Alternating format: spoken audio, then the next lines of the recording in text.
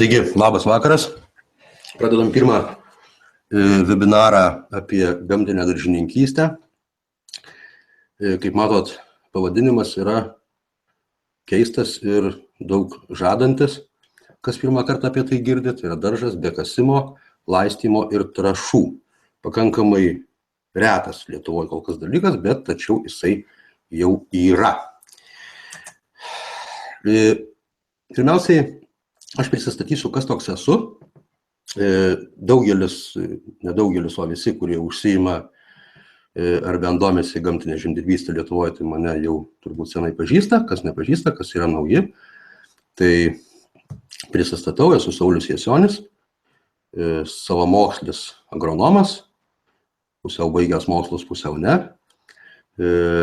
Antrą dešimtmetį praktikuoju ir teoretizuoju gamtinę žemdirbystę, tai yra natūralų ūkininkavimą. Esu parašęs 3 knygas, pavadinimus jūs matot ekrane savo.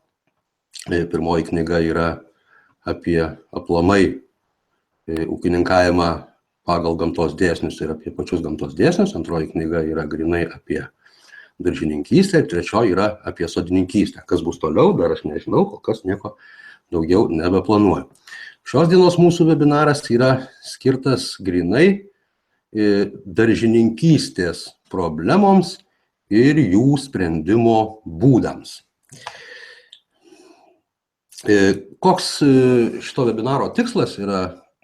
Tai yra, pas mus rinkoje, galima sakyti, drąsiai nebeliko normalių maisto produktų. Iš tikrųjų, gaila žiūrėti ir tiek ir parduotuvėse, tiek ir ką žmonės valgo, tiek ir kas darosi su pačiu žemės ūkiu. Kad Lietuvoje lieka vis mažesni ploteliai, netgi jau ne plotai sveikos žemės, kurioje galima užauginti kažką tai panašaus į maistą. Tai yra situacija, vėlgi pasigilinus, yra daugiau negu tragiška. Yra didelis, greitas daugybės gyvūnų rūšių nykimas dėl dirvų užterštumo, dėl pesticidų naudojimo, dėl mineralinių trąšų naudojimo, ir taip toliau. Šiandien mes šias problemas panagrinėsime.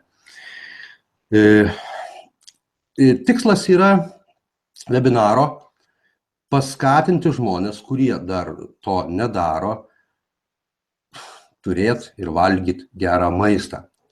Ir kaip jau sakiau, kadangi to gero maisto jūs nebenusipirksit nei parduotuvėje, nei turgui, lieka vienintelis variantas augintis jį patiems. Aišku, yra Lietuvoje, sakykime, gal per visą Lietuvą surinktum kokį ten 100 smulkių ūkininkų, kurie tikrai švariais metodais tikrai užaugina gerus produktus. Čia pagal šiandienos temą, tai sakykime, užaugina geras daržoves. Tačiau rinkoje jos sudaro labai mažą dalį procento ir visiems norintiems jų įsigyti praktiškai neįmanoma. Plus, kadangi tai yra vien rankų darbas ir plus nemenkos žinios tam reikalingos, tai tie produktai geri kainuoja brangiai ir vėlgi yra ne kiekvienam pasiekiami. Kiekvienam pasiekiama yra turėti tik tai jų savo. Tai yra užsiauginti savo. Apie tai mes šiandien ir kalbėsim.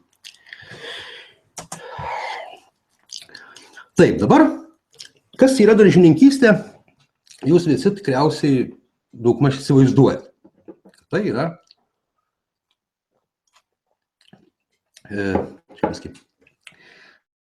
ar patys kažkada auginot, ar dabar auginat, ar tai ten matėt pas tėvus, ar jaunimas pas senelius ten kažkur tai kaime, kaip auginamos daržovės. Dažnai tai yra susiję su sunkiu darbu, su nuolatinė priežiūra, su įvairiom problemom, kurias mes dabar ir paeiliui aptarsim, kas tai yra. Tradicinis daržas tai iš tikrųjų, matot parašyta, tai yra darbas, darbas ir dar kartą darbas. Daug žmonių iš tikrųjų pabandę, ypač jauni, pabandę daržininkauti tradiciškai, labai greitai tuo nusivilia ir jeigu dar augina maistą ne dėl to, kad neturi už ką nusipirkti, už ką turi, tai mieliau tas daržovės perka parduotuvėje ir nesuka savo galvos, kadangi tai iš tikrųjų daržininkystė atima labai daug laiko, plus ne viskas ten taip užauga, kaip norėtųsi. Ir tiesiog ateina nusivylimas, kad tai yra tuščias darbas ir parduotos vasaros, kaip sakoma, ne, kaip Baltušis sakė. Tai va, dabar pasižiūrime iš eilės, kas čia darosi. Visi žinot, kas nežinot, tai pasakysiu, kad daržas yra perkasamas rudenį ir pavasarį, tai yra 2 kartus per metus. Gerai, ten kas didesniam plote, tai susiaria traktoriais, arkliais jau gal nelabai kas aria dabar šiais laikais, o mažuose sklypeliuose visas daržas yra kasamas su kastuvu rudenį ir pavasarį. Tai yra, kas bandėt ar matėt, tai yra nemenkas darbas. Daug iš tikrųjų tai yra darbo, daug reikia sveikatos, tą visą dalyką padaryti. Na, bet yra taip jau įprasta ir priimta, kad be to žemė derlinga nebus ir niekas ten neaugs. Tai yra žemė prikėta, reikia ją 2 kartus per metus sukasti. Dar ten visokių mitų prisigalvojama, kad kenkėjai šaltų žiemą, dar ten visokiausių. Žodžiu, paskui mes pakalbėsim truputį apie tai plačiau. Toliau, kaupimas. Kad ir sukasta žemė tradiciniam darže, jinai su laiku suslūgsta, sukietėja, tos daržovių šaknys negauna oro, reikia tą žemę purenti. Vyresnė karta atsimena dar iš senų tarybinių laikų, iš kolūkių laikų, kai reikėdavo ten prižiūrėti runkelius ir su kauptukais, eidavo moterys, savo vagas prižiūrėdavo, žino, koks tai juodas darbas yra, tas žemės purenimas. Toliau, ravėjimas. Piktžolės, aišku, yra tradicinė daržininkystė baisus dalykas ir kiekvienas daržininkas keikia, reikia ravėti ir jos vėl dygsta, ypač jeigu lietingas oras ir vėl dygsta ir ten kas savaitę eini ir galo atrodo tam nėra. Tai praktiškai nedidelį ten šeimos poreikių tokį daržiuką, tai 2 dienos per savaitę darbo, tai sueina ten kaip nieko. Daug yra darbo su ravėjimu. Toliau. Be laistymo daržininkystės turbūt vėlgi niekas neįsivaizduoja. Pas mus vasaros yra labai nepastovios, arba dažniausiai lietaus per daug, arba ypač kai reikia, kai auga kažkokie maži daigai, tos drėgmės pastoviai trūksta ir kas ten turi laistymo sistemas, tai tie labai džiaugiasi, kas neturi ten laistos už langom, kas ir neturi vandens padavimo, kad ten vandentiekio ten kažkur toliau laiksto iš balos ar šulinio su laistytuvais. Vėlgi vasaros karštos, lieji, palieji, už valandą žemė vėl sausa, viskas išgaravo ir vėl tai pasaka be galo. Taip, kam visa tai yra reikalinga? Iš tikrųjų, su šitais visais pažymėtais dalykais, kasimų, kaupimų arba purenimų, ravėjimų, laistymų, mes tik tai kuriam savo problemas. Paskui mes pakalbėsim ir suprasim, kad visi jie, nei vienas iš jų iš tikrųjų nėra savaime reikalingas, nėra savaime reikalinga priemonė. Tiesiog tai yra, jūs suprasit gale šito webinaro, kad tai yra tiesiog tokia mada. Tiesiog visi taip daro ir aš taip darysiu, nes kitaip, kadangi neišeina. Tėvai taip darė, seneliai taip darė. Ir mes taip turim daryti. Kam visą tai reikalinga?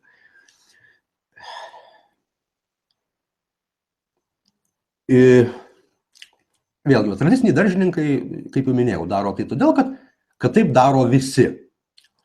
Ir dabar pakalbėsim apie neigiamą visų šitų veiksmų įtaką. Kas atsitinka, kaip aš jau minėjau, kad tai yra negerai, tai kodėl tai yra negerai. Pirmiausia, žemės dirbimas. Dirvožemis yra ne tai, kad kažkokia tai mineralų masė, ar ten humusų ir mineralų masė. Pirmiausiai tai yra gyvenamoji vieta daugybės mikroorganizmų, kurių plika akimi mes nematom, bet kurie dirvožemio formavimąsi atlieka lemiamą vaidmenį, pagrindinį vaidmenį. Tai yra mikroorganizmai, dirvos mikroorganizmai gamina dirvožemį. Gamina dirvožemį iš augalų atliekų. Tai yra, kai augalai miršta, lieka kažkokios negyvos jų dalys ir jie iš to gamina dirvožemį, humusą. Ta, ką mes vadinam dirvos tuo derlinguoju elementu, dėl ko dirva yra derlinga. Ir štai, dirvožemyje bakterijos yra pasiskirstę tarsi sluoksniais. Viršuj gyvena bakterijos, kurios mažiau bijo saulės šviesos, kurioms reikia daug šviežio oro, daug deguonies. Giliau gyvena tos, kurios bijo saulės šviesos, kurios nuo jos iš karto žūsta ir kurioms deguonies reikia mažiau. Ir štai mes dirvą perkasdami sumaišom pirmiausiai tuos sluoksnius. Reiškia, giliau gyvenančias bakterijas iškeliam į saulės šviesą, jos iš karto žūsta, o tas, kurioms reikia daug oro, užkasam į apačią, kurios irgi ten sėkmingai žūsta. Reiškia, pirmiausiai, ką mes darom blogiausią įtaką, tai tiesiog nužudom, arba bent jau smarkiai nukankinam dirvožemį, kuris po to tampa jau, jeigu buvusio gyvo, per vasarą, sakykime, atsikūrė kažkokia tai jame gyvybė ir mes rudenį visą tą dalyką sunaikinam ir pavasarį dar damušam priedo, kas ten buvo likę. Toliau. Dirvožemis yra sudarytas kalbu apie sveiką dirvožemį, sudarytas iš tokių grumstelių, kurie yra nelygios formos, tokie tarsi kampuoti, spygliuoti visokiausi. Ir jie, tarp jų yra didžiuliai oro tarpai, dirvožemis sveikas gerai kvėpuoja, lengvai kvėpuoja, tai yra per jį laisvai eina oras, ir taip pat į dirvą patenka laisvai drėgmė. Patenka ir ten nebeužsilaiko, kadangi tarpeliai tie tarp grumstelių tų mikroskopinių yra dideli tarp tų smiltelių, vanduo nuteka žemyn ir taip pat lengvai išgaruoja į viršų. Kada dirva yra dirbama kelis kartus per metus, tai yra kasama, purenama, grėbojama ir taip toliau, tie grumsteliai nuolat vienas į kitą trinasi. Trinasi ir nusigludina. Nusigludina jie iki tiek, kad tarp jų lieka minimalūs oro tarpai. Tai praktiškai tų oro tarpų kaip ir nebelieka. Ką tai reiškia? Reiškia, kad dirva susiplūkia. Jūs turbūt matėt, kur dirvos yra intensyviai ir ilgai dirbamos ir po lietaus jų paviršius tampa kaip cementas, kai išdžiūsta.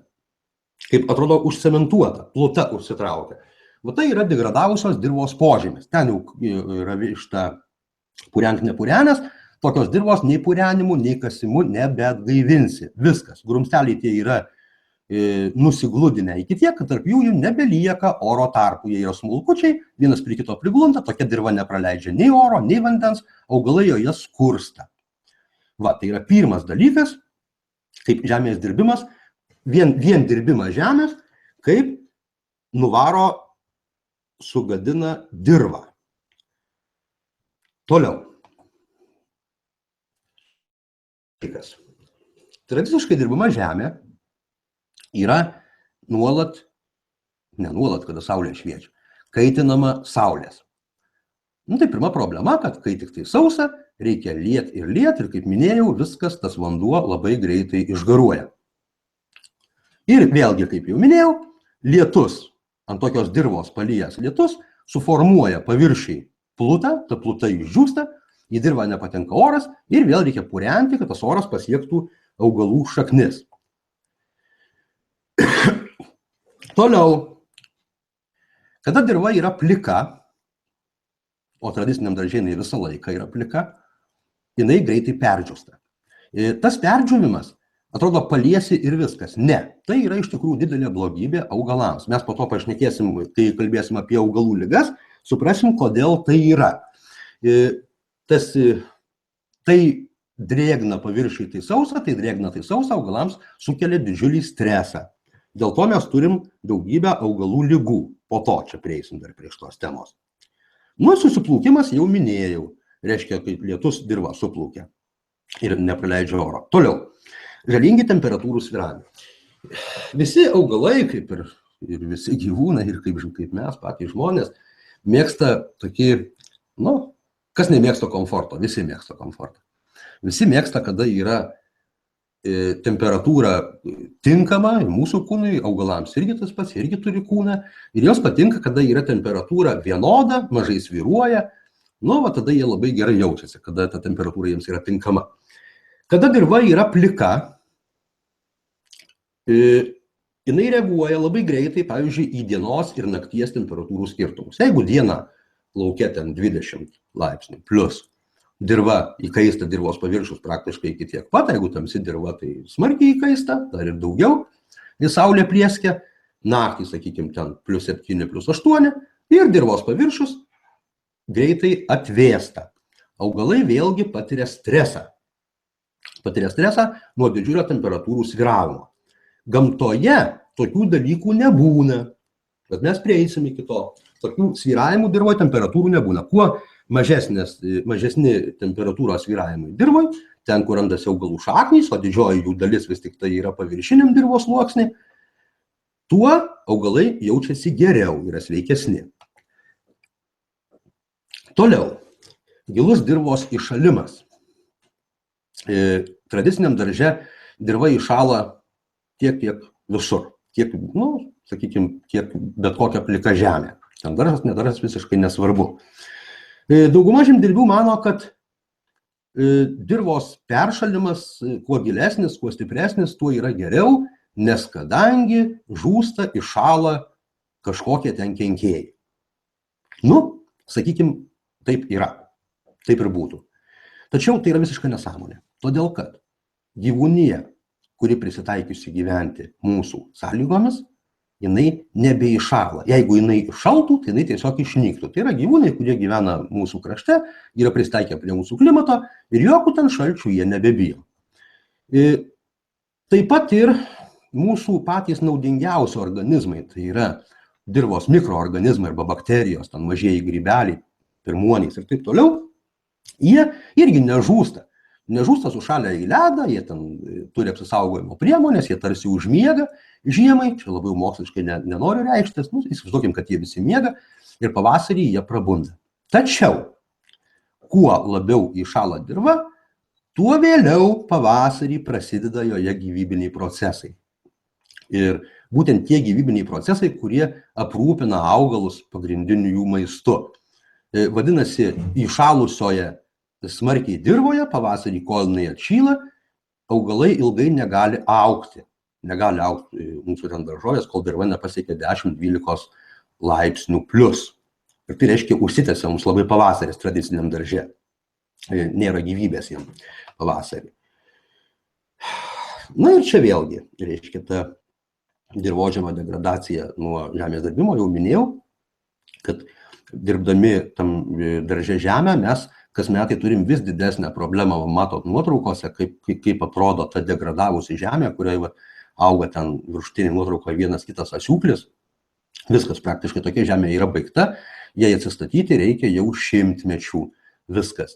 Tai yra iš tikrųjų pasaulinė problema, ypač intensyvaus žemės ūkio kraštuose ir netgi ir Europoje, sakykime, kur toj pačioj Ukrainoje, toj pačioj Rusijoje milijonais hektarų per metus yra nurašoma. Faktiškai nurašomos žemės ūkio paskirti žemės, kaip dykumos, kurios jau nebetinkamos yra žemdirbystei ir niekada nebebus tinkamos. Tai čia yra didelio masto problema. Bet mes daržuose turim vėlgi tą patį. Dar, sakykime, senais laikais, kada buvo ten ir kolektyviniuose soduose įprasta žemę atrešti mėšlu, tai yra apardinėti ar apkasinėti mėšlą, įnešti į žemę didelius kiekius organikos, dar tie mūsų dirvožemiai kažkaip tai laikėsi. Kad ir dirbami buvo, bet dar laikėsi. Dabar, kada į madą vietoj organinių trąšų atėjo mineralinės trąšos, dirvožemiai greitai uždruskėja ir praktiškai to žemės dykumėja. Susiplaukia, smulkėja, viskas, žodžiu, tai yra problema. Ir vėlgi, čia kaip buvo minėta, mikroorganizmams tai yra mirtis, jiems pagrindinės sąlygos yra geras deguonies režimas, tai yra laisvas kvėpavimas, kadangi dauguma tų mikroorganizmų, tų visų bakterijų ir grybelių, jie kvėpuoja deguonimi, kaip ir mes, jiems reikia deguonies laisvo patekimo į dirvą. Reikia pastovios drėgmės kartu, kad tai būtų neužmirkę, bet kad būtų dirva drėgna ir labai kvėpuojanti. Na ir be abejo reikia jiems maisto. Jų maistas pagrindinis yra augalinės liekanos, negyvos augalinės liekanos. Tokiose dirvose, kurios yra dirbamos, purenamos, visos žolelės išraunamos ir taip toliau ir gauna tik tai mineralinės trąšas, mikroorganizmams maisto nebėra. Ir, taip, tai yra dirvos negyvos, kuriuose joks sveikas augalas ir produktyvus, tiesioginė prasme, ne tik, kad didelį derlių užaugina, bet produktyvus, kad jisai dar yra geras ir vertingas. Žodžiu, tai yra neįmanomas toks augalas tokioj degradavusiai dirvai. Ir atitinkamai dėl to be abejo prastėja daržovių maistinė vertė. Yra daug tyrimų daryta ta tema įvairiose pasaulio šalyse, ten lyginamieji tyrimai, kaip ten buvo, sakykime, prieš 50 metų maistinė vertė kokia daržovių ir kaip dabar, tai yra paprastai kelis kartus skiriasi. Ten seniau užtekdavo suvalgyti vieną morką, tai dabar, kad gauti tą patį kiekį bioaktyvių medžiagų, reikia suvalgyti jas 5 arba 7, tokio pat dydžio. Reiškia, dėl mūsų dirvožemių globalios jau degradacijos labai mažėja daržovių maistinė vertė. Kokybė. Kas yra daržovių kokybė?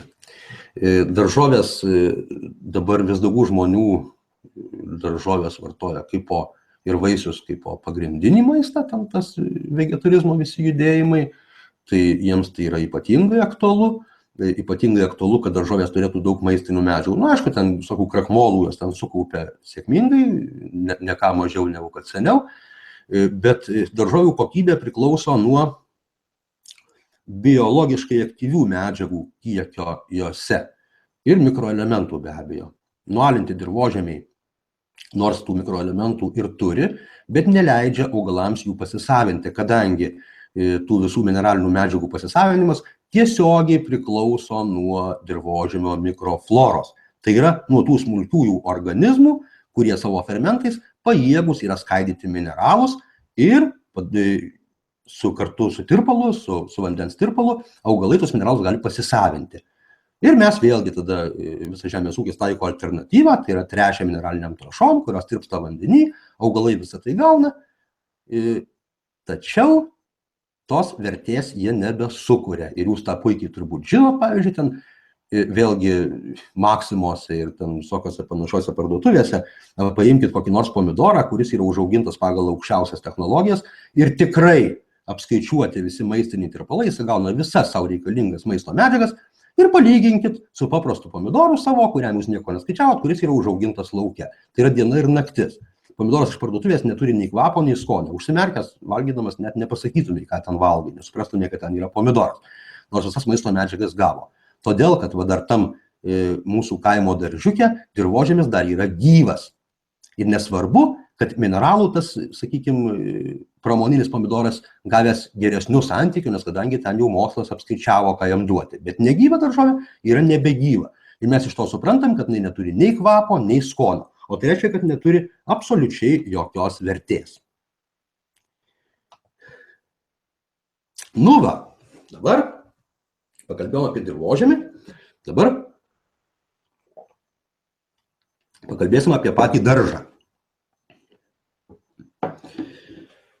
Ligos augalų, ypač tų pagrindinių mūsų augalų, tai yra bulvių maras, fitoftorozė, pomidorų fitoftorozė, žino, kas pomidorus augina, agurkų, ten miltligės, ten kitos daržovės galbūt mažiau serga, bet su kenkėjais, tai vėlgi ten turim iš tikrųjų daug problemų. Va čia pavaizduoti Kolorado vabalai, šliužai, toliau ten morkinės muselės, svogūninės muselės, spragės, kryžmažierius, kur puola, kopūstinės muselės ir taip toliau ir panašiai. Žodžiu, tai yra didžiulė problema, ten kopūstiniai baltukai ir taip toliau. Tai yra didžiulė problema tradiciniuose daržuose. Praktiškai nei vienas tradicinis daržininkas, kuris augina bent kiek didesnį plotą, pavyzdžiui, jeigu savo vien užsiaugina daržovų, be pesticidų, niekaip neapseina. Tai yra bulvės, tai turbūt 99% bulvių savo auginamų yra purškiamos fungicidais, to vadinamo bulvių maro, pomidorai vėlgi tas pats, daržovės. Reiškia, tiesiog, neįmanoma to dalyko tradicinė daržininkystė yra išvengti. Ir ką mes valgom? Ir valgom tus nuodus mes ir suvalgom.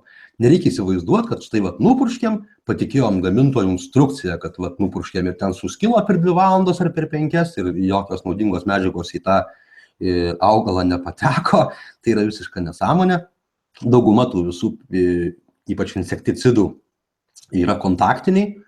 Tai yra, jie veikia tada, kada tas vabzdys ar ten jo lerva tą lapą pagraužia, reiškia, yra cheminės medžiagos įsigėrę į lapą, patenka į augalo organizmą ir nereikia įsivaizduoti, kad jeigu patenka į lapą, tai niekaip nepatenka į bulvę ar į kokį nors pomidoro vaisių. Vat tai mes, ką pasiūlom tiem vabzdeliam, tai suvalgom visą tai patys galų gale. Taip, augalų ligų priežastys. Čia yra iš tikrųjų labai plati tema. Mes jo šiandien šitam pirmam tam webinare neaptarinėsim plačiai. Augalai serga dėl tų pačių priežasčių kaip ir žmonės ar bet kokie kiti gyvūnai. Tai yra ligų priežastys pagrindinės yra 2. Tai yra stresas, sakykime, nepalanki psichinė būsena. Ir mityba, neteisinga mityba. Tiek gyvūnams, tiek augalams ši taisyklė galioja 100%. Taigi, dėl ko serga augalai tradiciniuose daržuose? Dėl to, kaip jau minėjau, kad patiria stresą dėl temperatūrų svyravimų, dėl drėgmės svyravimų, dėl ten visokiausių persodinimų nesąmoningų. Čia mes apie tai šiandien neišsiplėsim, tik laiko tiesiog neužteks. Bus savaitgalį, šeštadienį, sekmadienį ryte pratęsimai, tada mes pakalbėsim apie šitus dalykus plačiau. Tai reiškia, suprantant, dėl ko augalai serga. Tradiciniam darže jie nesirgti tiesiog negali. Tai yra neįmanoma, kadangi tai yra nuolatiniai stresai ir nėra subalansuotos mitybos. Ji taip pat yra neįmanoma. Nei viena pasaulio mokslo įstaiga iki šiol nenustatė, kaip maitinti augalus idealiai, kad jie, kalbam apie daržoves, idealiai, kad jie gautų viską, ko jiems reikia, tada, kada reikia ir tiek, kiek jiems reikia, reikalingomis porcijomis, skirtingomis savo gyvenimo stadijomis. Kodėl neapskaičiavo? Turbūt mokslas taip išsivystęs, todėl, kad tai yra neįmanoma. Todėl, kad augalo mityba neišreiškiama jokiais skaičiais. Tai yra procesas. Nuolat kintantis procesas, priklausantis tiek nuo temperatūros, tiek nuo drėgmės, tiek nuo saulės kiekio ir taip toliau ir panašiai. Ir kiek mes besuktumėm galvą, mes niekaip neišsiaiškinsim, ko konkrečiam augalui reikia.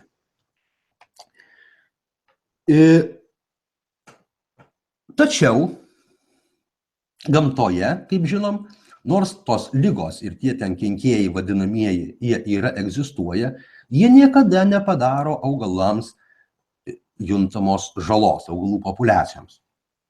Nematėm, kad amarai ten miškus nuėstų, ar dar ten kas nors padarytų, kol žmogus neprikiša ten nagų, neišnaikina kažkurių tai rūšių, arba smarkiai neįsikiša į ekosistemą, ekosistemos gyvenimą. Kodėl? Todėl, kad gamtoje niekas nenustatinėja augalams, kiek jiems reikia ko valgyti. Augalas yra organizmas, turbūt suprantat šitą žodį, simbiotinis. Tai yra glaudžiai bendradarbiaujantis su įvairiausiais kitais organizmais, ypač dirvos organizmais, kurie aprūpina augalą maistu. Ir štai dirvos organizmai yra vieninteliai organizmai, augalo sugyventiniai, kaip pasakyti, ar kaip čia kitaip pavadinti paprastai, kurie vieninteliai žino, ko jam ir kada reikia. Augalas šaknimis, šaknų savo cheminėmis išskyromis nuolat signalizuoja apie savo maisto medžiagų poreikį.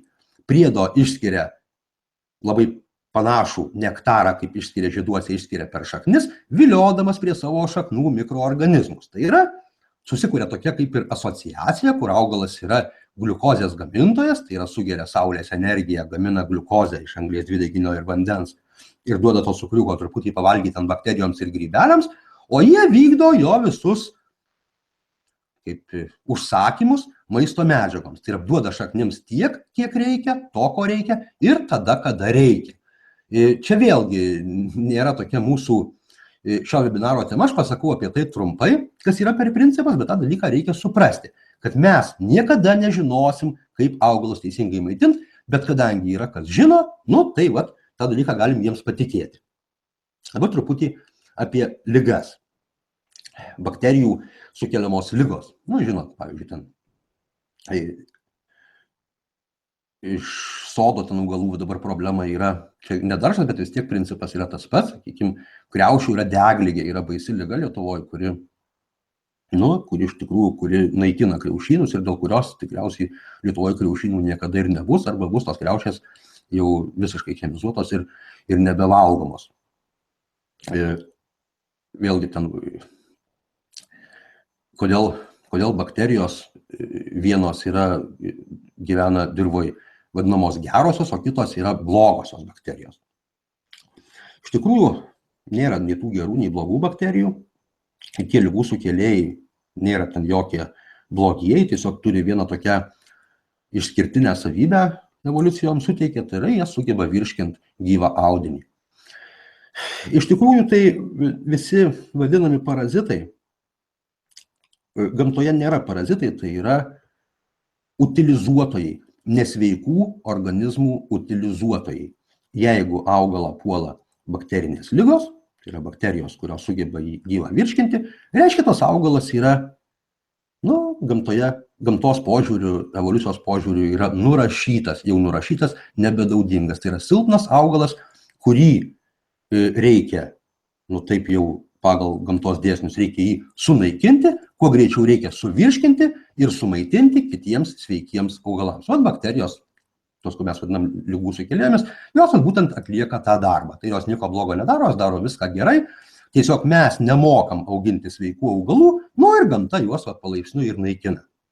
Grybinės ligos, tai darže čia yra labai, turbūt labiausiai paplitę, tai yra visi puviniai, visų augalų puviniai, visi, pradedant nuo daigų juodosios kojelės, žinot, toks dalykas yra, diegavirtė vadinasi, ir baigiant visom fitoftorozėm, bulvių ir pomidorų ir miltligėm ir taip toliau, tai yra grybelių sukeliamos ligos. Vėlgi grybeliai atlieka tą pačią funkciją, kaip ir parazitiniai vadinami grybeliai, aš tai taip nevadinu iš tikrųjų, atlieka tą pačią funkciją, utilizuoja silpnus augalus.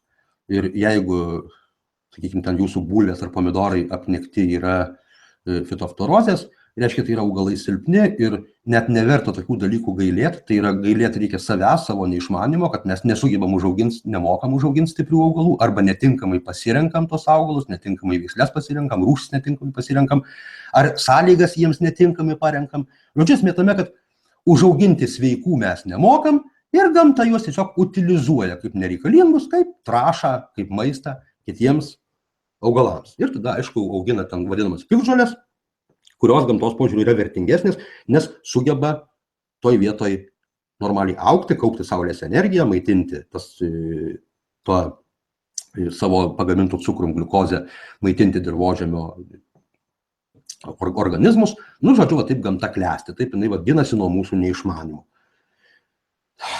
Virusai, vėlgi, virusas yra toks nei gyvybės forma, nei negyvybės. Žinot, pavyzdžiui, kas bulvės augino, žinot, virusiniai pažeidimai, kas tai yra, kai išsigimsta veislės, nusiperkat elitinę sėklą, bulvytės gražios, visos kaip viena, staiga praeina ten 2-3 metai, susikraipo, susivarto, praranda visas veislės savybės, sako, viskas, virusuota sėkla, reiškia viskas. Kodėl yra augalai puolami, čia nepuolami, gal nepasakysiu, gal greičiau jie patys tą virusą pas augalo organizmas gamina. Tada, kada augalų organizme, čia kaip ir visų gyvūnų tas pats virusų ta pati užduotis evoliucinė, kada atsiranda pašalinių, augalams nereikalingų junginių, pašalinių medžiagų, kurių jau bakterijos nebesugeba pašalinti, ir tada reiškia ląstelėse gaminasi virusai. ir jie sugeba tas medžiagas ištirpinti ir pašalinti. Va. Nu, aišku, augalas nuo to vėlgi kenčia nuo ten visokių gaminamų toksinų ir taip toliau. Ir, žodžiu, vėlgi, visa tai yra virusinės ligos, yra vėlgi augalų medžiagų apykaitos sutrikimai. Tai yra dėl netinkamų sąlygų ir dėl netinkamos mitybos, kurią daržininkai, kurie mokosi ten iš laikraščių, žurnalų, televizijos laidų, kur kada įpilti kalio ar azoto ar kažkokio fosforo trąšų ir kuo ten dar palaistyti, vadovaujasi tokiam rekomendacijom. Atseit geriau žino, kaip augalams maitintis. Tai būtent ir atsiranda tada visas šitas ligų puokštė dėl neteisingos augalo mitybos. Kadangi, kaip minėjau, mes nebežinom ir net negalim žinot, kas tas augalams reikalinga. Nu, čia tai tarsi reziumė yra. Medžiagų apykaitos sutrikimai pasireiškia visais 3 atvejais aukščiau išvardintais. Tai yra bakterinėmis, grybelinėmis ir virusinėmis ligomis. Va. Ir kodėl augalus pažeidžia kenkėjai? Aš jau šitą čia minėjau aukščiau, todėl kad jie yra silpni ir tų kenkėjų vėlgi, ten minėjau apie bakterijas ir grybelius, bet iš tikrųjų tai vėlgi augalas, silpstantis augalas skleidžia kitokį kvapą negu kad sveikas. Atitinkamai silpno augalo, ypač kai būna pertręšti azotu, išstypusiais ūgliais, minkštais audiniais, jo yra audiniai lengviau čiulpiami amarams, lengviau įkandami Kolorado visokoms lervutėms ir taip toliau. Ta pati bulvė, jeigu šnekant pavyzdžiui apie bulvę, sveika bulvė gamina lapuose labai daug solanino, yra toks nuodas, kuris yra skirtas ne mums nuodyti ir ne gyvuliams, o būtent skirtas yra apsaugai nuo lapgraužių, nuo tų pačių Kolorado vabalų. Kada bulvė sveika, medžiagų apykaita pas ją yra gera, kada jai geros sąlygos ir jinai, sakykime, maitinasi taip, kaip jai priklauso, solanino yra daug ir jos Kolorado vabalas tos bulvės nebegraužia. Kadangi jis jaučia, kad tai yra nuodas, viskas negali. Kada to nuodo yra lapuose mažai, tada bulvės apninka vabalai. Reiškia, bulvės yra silpnos, auginamos nebeteisingai. Ne vabalai čia kaltos mūsų durnos galvos, kad mes bulvių nemokam auginti.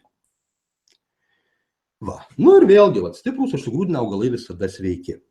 Tai mes paskui prieisim dar prie to, ten apie patirtį kalbėdami vėliau, kad pas mus, kiek kas daržininkauja metodais, apie kuriuos aš papasakosiu po to antroje daly, mes labai retai susiduriam su augalų ligomis ir dažniausia priežastis tai būna neteisingai parinktos sąlygos tam tikriems augalams, pavyzdžiui, ten agurkams arba pomidorams, arba toms pačioms bulvėms, nors su bulvėm problemų kaip ir būtų niekas neturi su bulvių tuo maru vadinamu fitoftorozė, arba tai yra neteisingai pasirinktos augalų rūšys ir veislės, kada mes norim auginti augalus, daržovės, kurios realiai auga kur nors prie Viduržemio jūros, Viduržemio jūros regione, arba kokia nors Vidurinėje Azijoje. Ir mes sugalvojame auginties Lietuvos klimatą. Kadangi klimatas yra joms nepriimtinas, jos nėra adaptuotos mūsų kraštui, atitinkamai ten per šalta, augalai silpsta, ir užpuola juos ir virusai, ir grybeliai, ir bakterijos, ir tie patys visokie graužikai, ten amarai ir taip toliau. Va. Ir dabar yra dar didžiulė daržo problema, tai yra cheminių augalų apsaugos priemonių įtaka. Visa tai, ką mes kovodami su grybinėmis lygomis, fungicidais, su vabzdžiais kovodami insekticidais, akaricidais, su erkutėm ir taip toliau, visa tai patenka į dirvą. Neišvengiamai patenka į dirvą. Aš jau nekalbu apie glifosatą, kurio produktas yra, pavyzdžiui, Roundupas dabar Lietuvoje labai plačiai vartojamas, kurio skilimo produktai išlieka dirvose labai ilgai ir manoma, kad iki 100 metų kartą nupurkšta Roundupu dirva ar ten kokią nors pievą nori sunaikinti piktžolės ar ten daržui vietą, ne piktžolės pievą sunaikinti velėną ar ruošiant daržui vietą, kuri dirva gavus Roundupo, tai yra tokių signalų, kad iki 100 metų ta dirva augins nuodingą produktą. Aišku, ten po truputį išsivalys, plus ten įtaka labai žalinga vandens visai gyvūnijai, jau nekalbant apie pačios dirvos mikroorganizmus, kas ten pasidaro. Nu, žodžiu, tai yra baisus dalykas. Ir mes vieną kartą to panaudoję tokį dalyką, tarsi nekaltą, nes niekas apie tai garsiai nekalba. Ilgus metus valgysim patys ir vaikučiams savo duosim gryniausius nuodus. Nesvarbu, kad tie nuodai yra iš bobutės kaimo ir su meile užauginti. Va, nuodai yra nuodai, tai yra faktas, kaip sako ir Afrikoje nuodai. Nu, taip, čia va tą ir pasakiau dabar. Cheminių apsaugos priemonių įtaka augalų kokybei.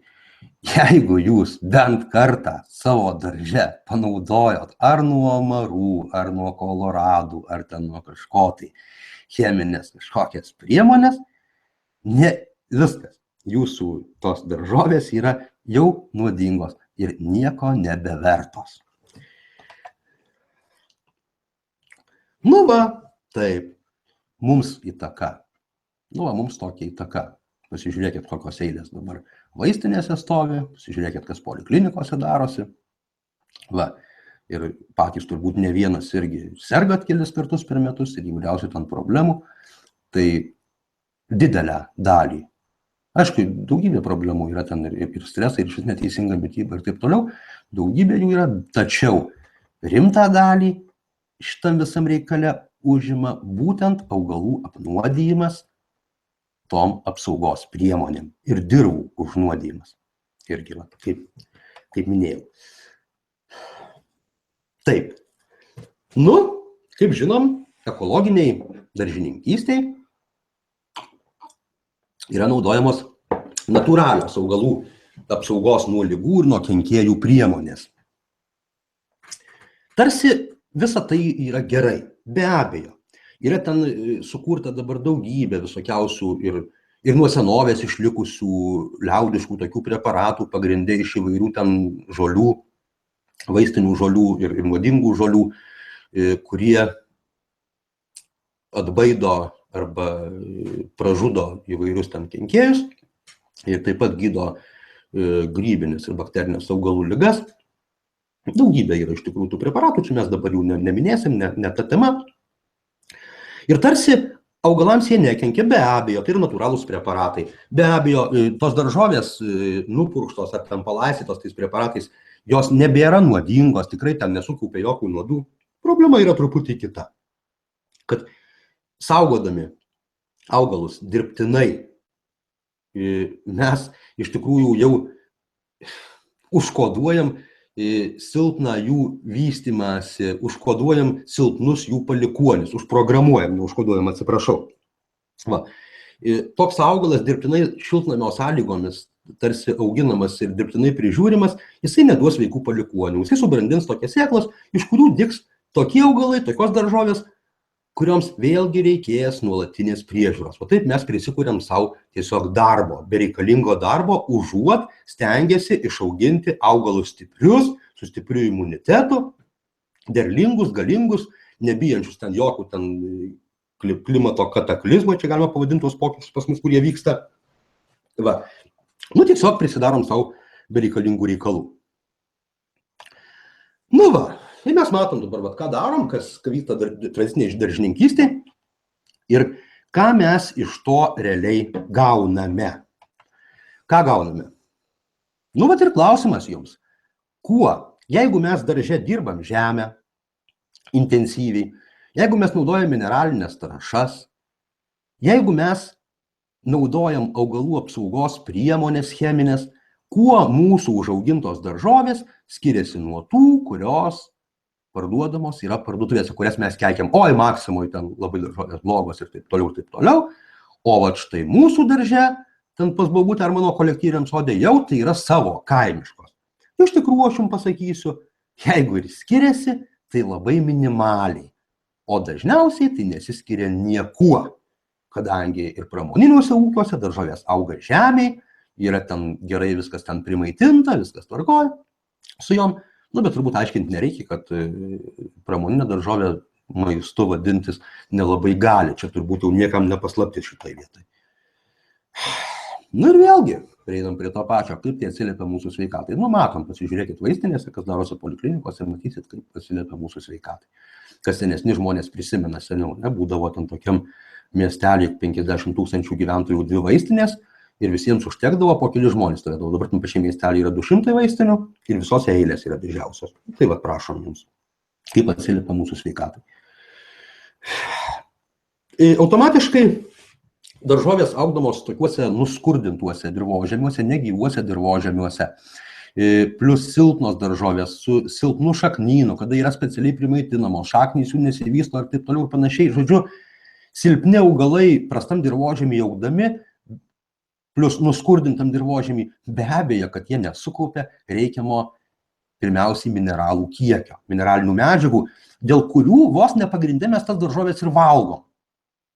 Va, ypač ten kalio ir magnio, kur tam gyvuliniam maiste jo paprastai yra trūkumas, o vat būtent daržovėse jo yra ir vaisiuose, ir dėl to vat, vienas pagrindinių dalykų, dėl ko tas daržovės reikėtų valgyti, ten neskaitant ląstelienos ir taip toliau. Bet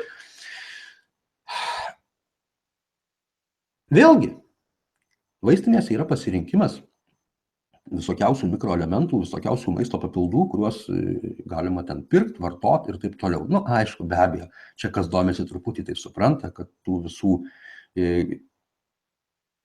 grinai tokių mineralinių dalykų iš negyvo, ta prasme, atskirai organizmas nelabai pasisavina iš neorganinių junginių. Vat vienas dalykas gautant, sakykime, magnį kokį iš salotos, o kitas dalykas gert tas magnio citrato miltelius. Tai yra didžiulis skirtumas.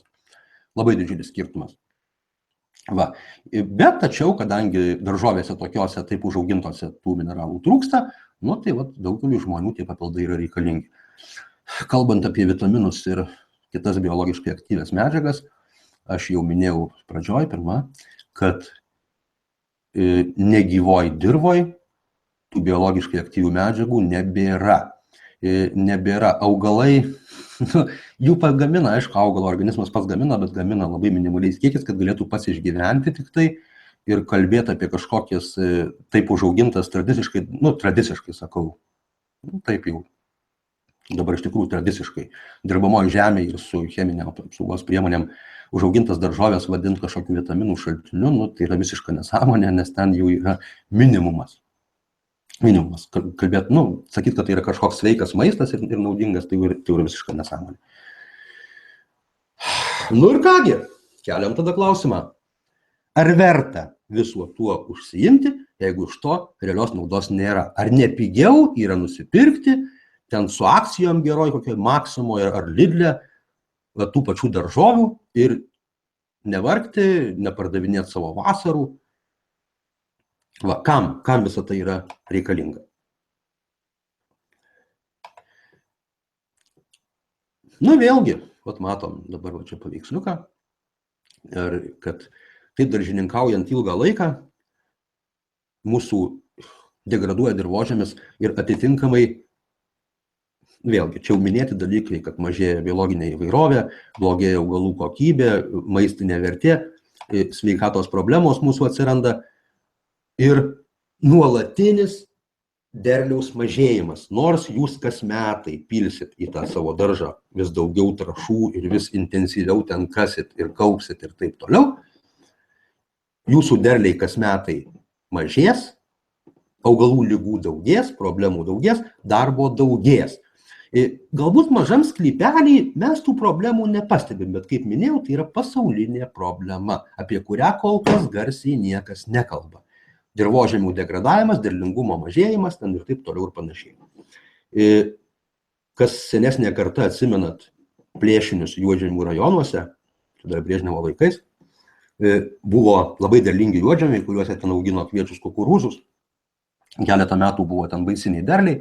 Po to tie dirvožemiai degradavo iki tiek, kad jau tų kult javų nebeapsimokėjo, ten kas keli metrai po vieną varpą augdavo. Dabar tai yra pusdykumės. Juodžemio sluoksnis išliko tas pats, bet dirvožemis negyvas, išdžiovintas, sumaltas, degradavęs, mikroorganizmų ten jau nebėra, likęs minimumas, augalai ten jau nebeauga. Viskas.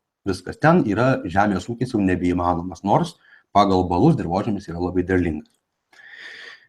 Tai vėlgi, čia tema įdomi ir plati, neturim tiesiog kada išsiplėsti.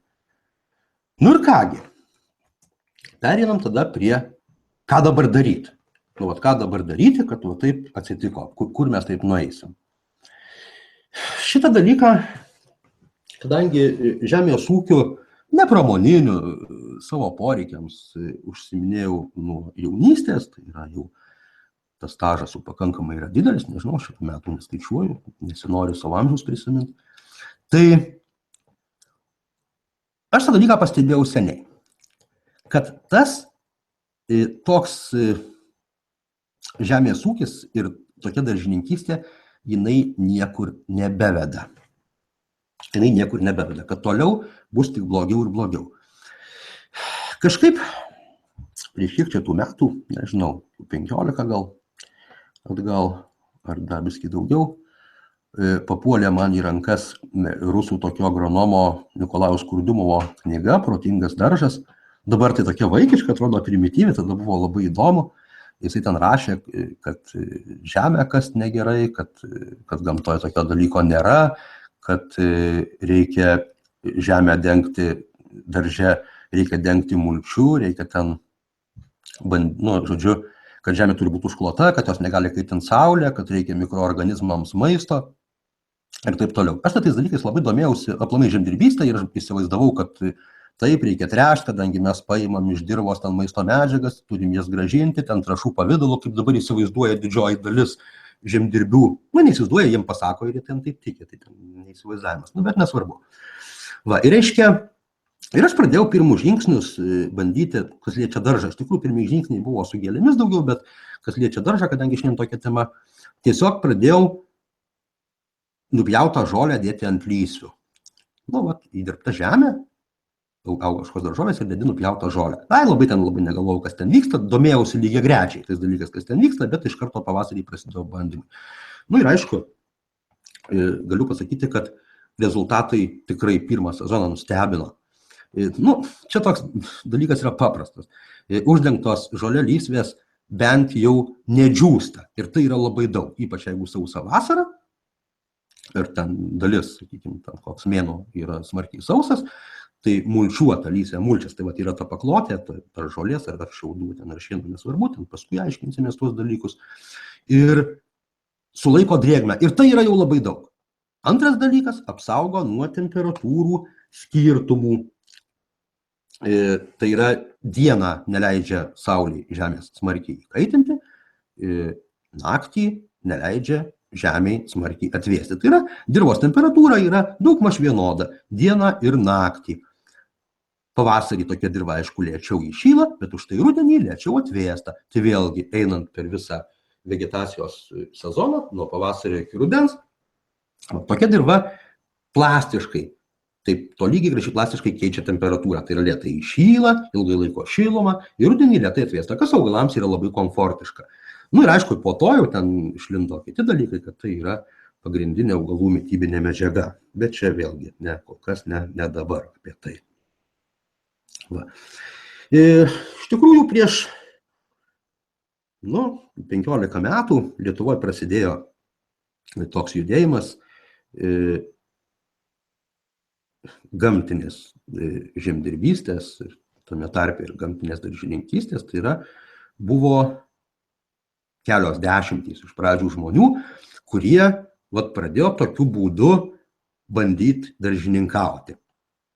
Tai yra nedirbti žemės, daržą visą mulčiuoti, ten nupjauto žolę, senų šienų, ten kažkokių mėšlų su pakratais, šiaudais, lapais ir taip toliau.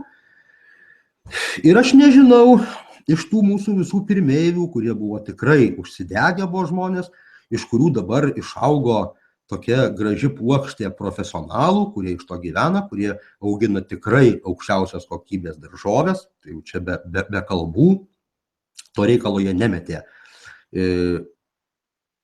o išplėtė, kas reiškia, kad tas dalykas tikrai pasiteisino. Ir aišku, ką pastebėjo?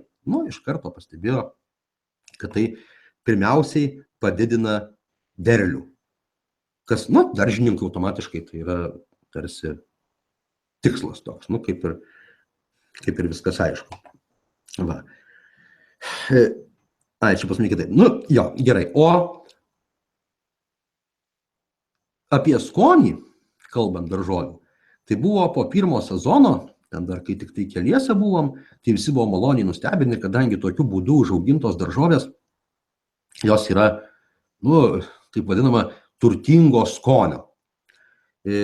Netgi labai ekologiškose mėšlų ten ar kompostų tręštose dirvose daržovės neturi tokio intensyvaus, stipraus, išraiškingo skonio ir aromato, kaip užaugintos būtent mulčiuotose teisingai mulčiuotose lysvėse. Ne tai, kad mulčiuotose, bet kur yra viskas padaryta teisingai parinktos sąlygos ir taip toliau, teisingai parinktas mulčias ir viskas laiku padaryta ir tvarkingai, daržovės užauga tikrai ypatingo skonio. Ta pati veislė, pavyzdžiui, ten tradiciškai auginta ir auginta gamtiškam darže, jinai skiriasi kaip diena nuo nakties. Taip pat pastebėjau ir kitų dalykų, tai yra geresnį laikymas į žiemą, pavyzdžiui, bulvių, pomidorų gamtiškai užaugintų, vėlgi ten yra, išsilaiko ten iki kovo, iki balandžio mėnesio pomidorai, vėlyvos veislės, taip padėti kambarį. Žodžiu, visokių tokių įdomių variantų. Maistinė vertė. Šitą dalyką ne visi akcentavo, tačiau buvo žmonių, kurie akcentavo, ypač vegetarai, kurie akcentavo, kad sako, seniau reikėdavo 3 morkas sugraužti, kad pasisotinti, ten susitarkuoti kažkokios salotos, o štai dabar užtenka vienos.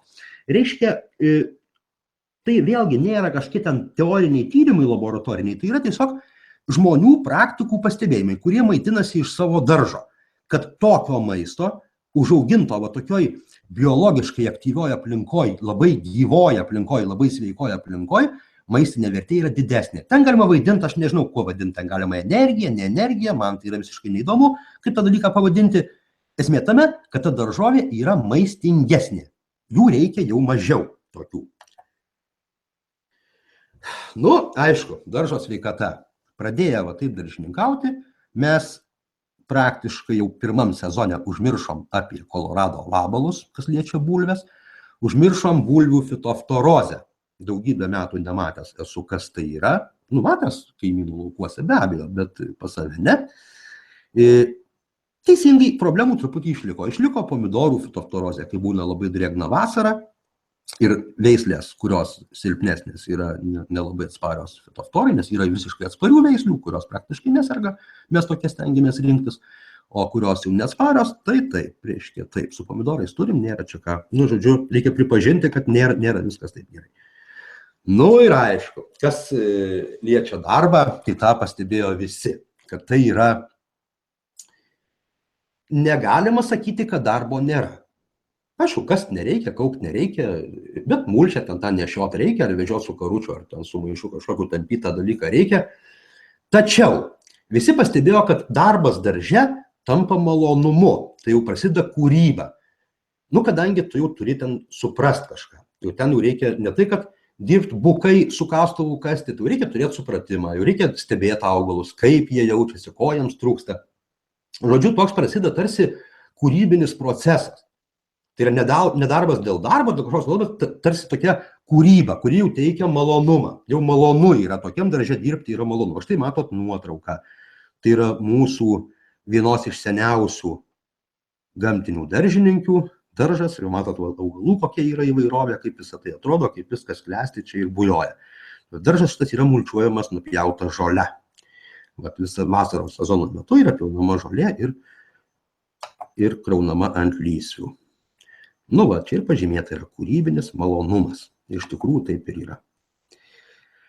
Taigi, mes ir siūlom dabar tokią įžangą į gamtinę daržininkystę kaip alternatyvą tai vadinamai tradiciniai, kur pagrindinius tuos kriterijus paminėjau. Kuo tai yra geriau. Reiškia, mes gamtiškai daržininkaudami išvengiam visų tų problemų, apie kurias minėjau pirmoji daly. Taip, čia jau yra pasikartojimas, kad tie visi veiksmai nebereikalingi, daržovės užauga tikrai vertingos. Tikrai vertingos, kodėl? Ogi todėl, kad daržovės gauna pilnai subalansuotą mitybą, būtent dėl dirvožemio gyvybės. Mes auginame ne augalus, iš tikrųjų mes auginame dirvą. Mes prižiūrime dirvą, o dirva, kas yra dirva su tai yra ta žemė vadinama su visais joje gyvenančiais organizmais, su jų ten asociacijomis, ten ištisos visuomenės, kaip galima pavadinti, tų mikroorganizmų, jie tik tai žino, ko reikia augalams. Tai yra, jie mūsų yra žemdirbiai, jie žino, kaip tos augalus auginti. Tai yra, mes rūpinamės jais, o jau jie rūpinasi mūsų daržovėmis. Va. Esminiai gamtinės daržininkystės skirtumai nuo tradicinės. Aš labai vėlgi nesileisiu čia į mokslinę pusę, pasakysiu labai paprastai ir primityviai, kadangi įsivaizduoju, kad dauguma klausytojų yra pradedantis, kurie galbūt arba bandė biskį, o gal biskį nebandė, o gal tik tai susidomėjo, galvoja, ką čia dabar daryti, ko nedaryti. Nu tai va taip kalbant primityviai, taip gamtiniai daržininkystė žemėje yra nedirbama. Gamtiniai daržininkystėje žemė yra visą laiką uždengta, taip kaip ir gamtoj, sakykime, mes nematėm, auga miškas ir apačioje plika žemė. Ne, tai yra arba samanos, arba lapų sluoksnis, arba ten kažkokia. Žodžiu, gamta visą laiką kūrė paklotę. Toj pačioj pievoje vėlgi ant žemės guli sena nugulusi žolė, kurią valgo vėl ten bakterijos ir grybeliai, maitina vėl naujai augančių žolį ir taip toliau. Tai yra gamta visur kūrė paklotę. O mes ją daržininkystėje vadinam mulčiu. Taigi mulčiavimas yra vienas esminių dalykų gamtiniai daržininkystėje. Tai yra pagrindinis maistas dirvožemiui. Ne dėl išdžiūvimo mes mulčiuojam, ne ten dar dėl ko nors, tačiau kaip maistą pagrindinį dirvožemiui. Dirvožemio bakterijos tą mulčią valgo ir tuo savo tą sriubytę suvirškintą maitina mūsų daržoves. Va. Kodėl padidėja daržovių maistinė vertė? O todėl ir padidėja. Todėl, kad gauna daržovės viską, ko joms reikia. Būtent tokiu būdu, kada dirvožemis yra intensyviai maitinamas, jos gauna viską, ko reikia. Mes, kaip jau minėjau, negalim apskaičiuoti, kokių maisto medžiagų ir kokiais procentais reikia augalai. Tačiau kiekvienas augalas yra sudarytas iš maždaug vienodų proporcijų pagrindinių maisto medžiagų. Tai yra ten anglies, vandenilio, deguonies, azoto ir taip toliau junginiuose. Va. Ir idealiausia augalo mityba, kada jisai gauna maistą iš, vėlgi, kad ir kito augalo suirusių dalių. Reiškia, kada bakterijos ir grybeliai, ten visi kiti smulkūs organizmai suvirškina negyvas kažkokių augalų dalis, kad tą pačią žolę, ar šieną, ar šiaudus, ar lapus, va ten maisto medžiagos yra tinkamomis daugmaž proporcijomis, kurios dar dirvožemio organizmų dar yra vėl tam pakoreguojamos ir paskirstomos, maitinant mūsų daržovės šiuo atveju darže. Reiškia, idealiausią augalo mitybą užtikrinti galima tik tai tada, kada augalai netiesiogiai, aišku, per tarpininkus maitinami būtent augalų negyvomis dalimis. Ir vėlgi, o kodėl pagerėja daržovių kokybė? O čia yra vienas esminių dalykų. Kalbant būtent apie vitaminus ir kitas biologiškai aktyvias medžiagas, dėl ko mes daržovės ypatingai vertinam ir vaisius, bet čia apie daržą dabar šiandien kalba. Ogi todėl, kad biologiškai aktyvios medžiagos visos be išimties yra negaminamos pačių augalų, o gaminamos būtent yra bakterijų ir grybelių. Pačiam augalo organizme gyvena grybeliai, vadinami endofitai. Ant šaknų gyvena, šaknyse gyvena, prie šaknų gyvena, dirvoje daugybė bakterijų, sveikoje dirvoje, gyvybingoje daugybė bakterijų gyvena ir visi tie organizmai gamina kiekvienas ten skirtingus kompleksus skirtingų medžiagų. Visą tai augalai įsisavina su savo šaknimis ir tai pasilieka jų organizmuose. Augalo organizmuose, ten ir valgomose dalyse, kurias mes valgom. Ar ten vaisiuose kaip pomidorų, agurkų, ar šakniavaisiuose kaip burokėlių, ten ir morkų. Nu ir taip toliau. Ir reiškia, kuo gyvybingesnis dirvožemis, kuo daugiau jame gyvybės, tos mikrogyvybės mūsų nematomos ir kuo geresnės tai gyvybė yra sąlygos, tuo daugiau mūsų daržovės sukaupia biologiškai aktyvių medžiagų. Nu, va štai tas yra kokybė. Skonis. Skonis yra toks dalykas, gamtos mums duotas skonio pojūtis labai, sakykime, elementarus. Čia supratimo didelio nereikia. Kuo mums malonesnis skonis ir kvapas, ir kuo jisai stipresnis yra, ryškesnis, iš toliau užuodžiamas ir juntamas aromatas būtent, tuo ta daržovė mums yra vertingesnė. Mūsų organizmas per pojūčius signalizuoja, kad tas dalykas yra mums tinkamas, vat būtent šiuo momentu, nes man vieną dieną gali kvepėti tas dalykas, kitą dieną gali užsmirdėti, man netinkamas.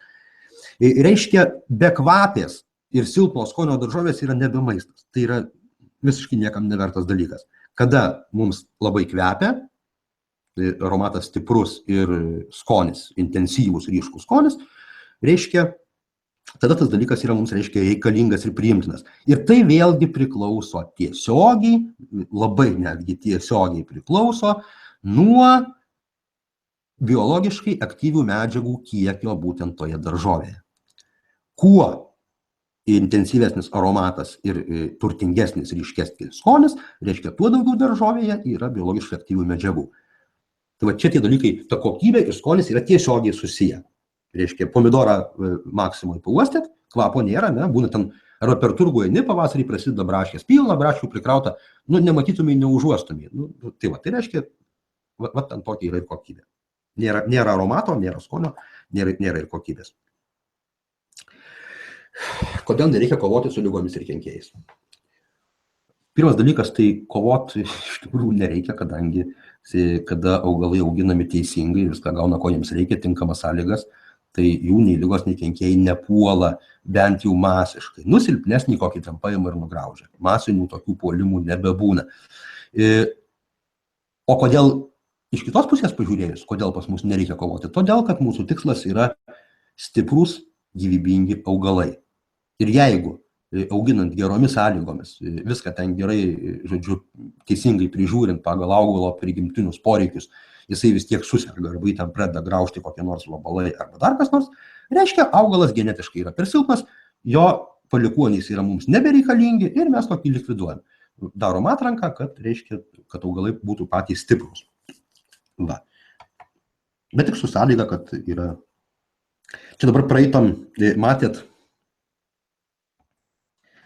buvo nuotraukai, va, tai yra, kas įsivaizduoja, kad va taip ekologiniai ūkininkai, kad va, ekologiniam ūkį, ten išmokos per mažos, kadangi derliai mūsų yra mažesni ir taip toliau ir panašiai ten, nes kadangi ekologiškai neįmanoma gauti didelių derlių. Nu, matot, burokėlis yra, nuo to kiek sveria, ne? Virš 2,5 kilogramo burokėlis. Gamtiniai žemdirbystėje rekordai tokie, tai yra dažnas dalykas, iš tikrųjų labai dažnas dalykas. Mūsų vienam iš gamtinių žemdirbių priklauso Lietuvos kol kas nepamuštas moliūgo rekordas virš 150 kilogramų gamtiškai augintas. Tai vat matot, va čia dabar,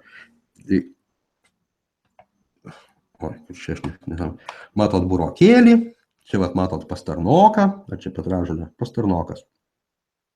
Pusės metro, žodžiu, nedėjau aš čia daug ten tų nuotraukų tokių rekordinių, bet čia jums pasižiūrėti, kad kokios daržovės tokiu būdu užauga. Ne tik tai rekordai, iš tikrųjų bendras derlius iš to pačio ploto, gamtiškai daržininkaujant, teisingai parinkus veisles, teisingai parinkus sąlygas, jis yra kelis kartus didesnis negu daržininkaujant tradiciškai. Va. Kaip žinot, darbo sąnaudos ir darbas, pats darbo laikas, priklauso ne nuo derliaus, ne nuo augalų kiekio, bet nuo prižiūrimo ploto. Ir mums, pavyzdžiui, nesvarbu, ar ten are užaugs ten 100 kg daržovių, ar užaugs toną. Priežiūros reikės tiek pat. Lygiai tiek pat mes sugaišim laiko jas prižiūrėdami. Tai aišku, kad geriau ten sugaištant tam arui daržo ten dieną per savaitę ar per 2 savaitės užauginti toną negu 100 kg. Tai vat gamtinė daržininkystė būtent tokias galimybės suteikia. Va. Kodėl padidėja derlingumas? Nu ir vėlgi mes grįžtam prie to paties. O todėl, kad mes dirvožemį nuolat maitinam negyva augalinę organiką. Ir mes nežinom iš tikrųjų daržovių maisto įsisavinimo galimybių. Niekas nepasiekė tos galimybių ribos, kada būtų jau aišku, kad štai viskas, ten tas kopūstas ar burokėlis daugiau maisto paimti negali, daugiau augti jisai negali. Ta riba yra nepasiekta. Mes netgi kol kas... Aš jau nekalbu apie ten cheminius ūkius, ten sako, oi dabar ten intensyvūs ūkiai, labai ten didelius derlius gauna. Mes, kas liečia daržininkystę, mums tiek chemikams, tiek dar gamtininkams yra labai toli iki daržininkystės buvusios 19 amžiuje. Kai pasiskaitai seną literatūrą, kokie tai būdavo derliai daržuose, ir kokio ten tos daržovės dydžio, ten iš parodų visokias ataskaitas ir taip toliau. Nu, tai yra, žodžiu, baisu, mums dar labai reikia stengtis. Tai, žodžiu, mūsų dar dirvos matyti iki tiek nusilpę, kada reikia ilgai, kol mes atsistosim į 19 amžiaus lygį, nekalbant, kad čia kažką tai dabar pasiekėm. Tai va, reiškia, mes dar nežinom tų daržovių galimybių, nesuteikėm matytoms pakankamai gerų sąlygų, ar tos veislės jau dabar čia išsigimę yra, nu, net nežinau, kame čia reikalas, bet reiškia, gamtinė daržininkystė suteikia galimybę augalą primaitinti kur kas geriau negu ta tradicinė. Vien tai, kad jisai neturi stresų, kad maistas įsavinimas yra tolygesnis, kad tas maistas jam yra priimtinesnis, tai yra tikras gamtiškas maistas, kada bakterijos ir grybeliai suskaido būtent tą augalinę organiką ir tą šviežių tirpalų maitina augalą iš karto. Va, reiškia, čia yra tobulėjimui kelias ilgas, galimybės yra didžiulės ir tas derlingumas gamtiniam darže didėja nuolat. Kas daržininkauja, tai žinau, kad kas metai vis daugiau, žemė vis puresnė darosi, kad jau gali visą plaštaką sukišti ten į buvusį molžemį lengvai, sakykime, į nepurentą žemę, pakėlęs paklotę ant to šiaudų ar šieno. Nu, žodžiu, tos sąlygos gerėja, derlingumas daržo nuolat didėja. Nu, nuolatinis derliaus didėjimas. Tai yra toks vienas svarbiausių momentų gamtinės daržininkystės. Nu, čia ką jau sakiau, kas yra tas daržovių sotumas. Va, kad mes, reiškia, jas galim maitinti, auginti savo sėklas, vėl palikuonys augalo paveldi tą, sakykime, informaciją apie buvusias sąlygas, kad tai yra gerai, kad tai yra daug maisto. Tai yra mūsų sėklos augintos gamtiniu būdu yra visiškai kitokios, nors tų pačių veislių, bet yra visiškai kitokios negu pramoninės sėklos iš parduotuvės. Ir mes jau stengiamės tų tokių parduotuvinių sėklų naudoti sėklas tik tai savas, kadangi jau jose yra jų tėvų, sakykime, augalų ar kopūstų ar burokėlių, kurie augo jau geromis sąlygomis, yra palikta įrašyta sėklos informacija, kad sąlygos yra geros, reikia augti dideliam, tai yra idealu. Ir taip palikuonys vis didesni kartai iš kartos. Va, žodžiu, darbo šitoje vietoje yra. Nu, vėlgi, pilnam daržovių pasisotinimui reikalingos sąlygos. Kaip ir žmogui, tai nori pasisotinti, reikia, kad būtų daug gero ir lengvai prieinamo maisto. Nu, čia yra elementaru. Vėlgi, kaip minėjau, jeigu mes tradiciniam darže to dalyko suteikti negalim, kadangi tiesiog nežinom, mes elementariai nežinom, kada ten reikia duoti, o čia dirvoje gyvena mūsų protingiausi organizmai, bakterijos, grybeliai, kurie tikrai žino, ką reikia duoti ir kada. Tai mūsų rūpestis yra rūpintis tik tai dirva, reiškia rūpintis dirvos gyventojais. Nu, kad jiems būtų šilta, kad jiems užtektų vandenuko atsigerti, nu čia aš perkeltinė prasme, iš tikrųjų negeria to vandenuko, bet kad jį mėgsta drėgmę, kadangi fermentai sklinda tik tai per vandenį, sausroji jie nesklinda, ir kad nuolat turėtų šviežio maisto, tai yra šviežio maisto, kad turėtų būtent augalinės organikos šviežios, augalinių liekanų kažkokių, šiaudų, šieno, žolės, lapų ir panašiai. Taip, nu, kokie yra darbai, kad maždaug įsivaizduotumėt, kas tai yra gamtinis daržas ir kokie tai yra darbai. Kai tas daržas gamtinis jau veikia, jau yra veikiantis, darbai yra paprasti. Pavasarį yra praskirstyti mulčią, arba kur šilumėgiam kultūrom yra nuimti tą mulčią, kad saulė iššildytų truputį žemę. Nu, ten vėlgi mes čia dabar nesiplėsim šitoje vietoje. Ir reiškia pasėti, pasodinti ir visą vasarą prižiūrėti, kad mulčios sluoksnis būtų pakankamo storio, kad neišdžiūtų po juo žemė. Žemė neišdžiūsta, mikrobai veikia, maistą gamina ir viskas. Nu, be abejo, čia tas pavadinimas priekyje, kad daržas be kasimo, tai 100%, kast tokios žemės niekada nereikia, jinai kas metais darosi pati vis puresnė, kadangi ten yra purentojų pilna, po tai šienais gyvena, po paklotę. Laistyt kartais reikia pasėti kažkokias labai smulkias kultūras ir negali jų užmulčiuoti, nes neprasimuš maži daigeliai per mulčią, būna žemė plika, ten kokią savaitę kol sudygsta, taip kartais palaistyti reikia, jeigu nelyja. Nu, bet čia jau tai nesiskaito, kad per vasarą sulaistytuvais lakstyti.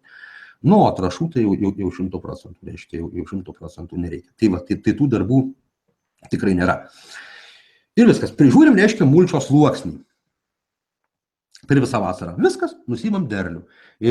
Ravėt, nu, kaip kur, jeigu varputėtos dirvos iš tikrųjų reikia, arba ten yra dar sėjomainų įvairios programos, kada galima ten tos varpučius išvaryti, bet vėl mes šiandien čia netelpam tiesiog, netelpam į temą, netelpam į laiką ir užduotis mūsų ne tai yra, čia yra pristatomasis toks webinaras, kad įsivaizduot maždaug kas tai per daiktas.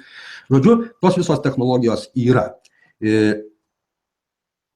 Piktžolės gamtinė žemdirbystė tokio pavadinimo nebeturi, mes jų piktžolėmis nevadinam, kadangi vėlgi čia, aišku, be supratimo nepadarysi, bet stengiamės kiek įmanoma išlaikyti daržuose žolių įvairovę, kas vėlgi įtakoja labai palankiai mūsų daržovių sveikatą, apsaugo nuo kenkėjų kažkokių antplūdžių, vėlgi netyčinių. Ir, kaip pastebėjo daugelis gamtinių daržininkų, kad būtent daržovės, kurios auga taip, apleistose lysvėse, tokiose neišravėtose, jos turi vėlgi geresnį skonį. Tai tas dalykas irgi yra. Ir čia dabar jau pasikartoja, kad mulčiavimas yra jėgainė, iš tikrųjų tai yra pagrindinis maistas, mulčius pagrindinis maistas dirvai. Ir kuo daugiau mes to mulčio tai dirvai sumaitinam, tuo aktyvesnę dirvą turim, tuo turim didesnį derlių, tuo turim skanesnes, geresnės daržovės.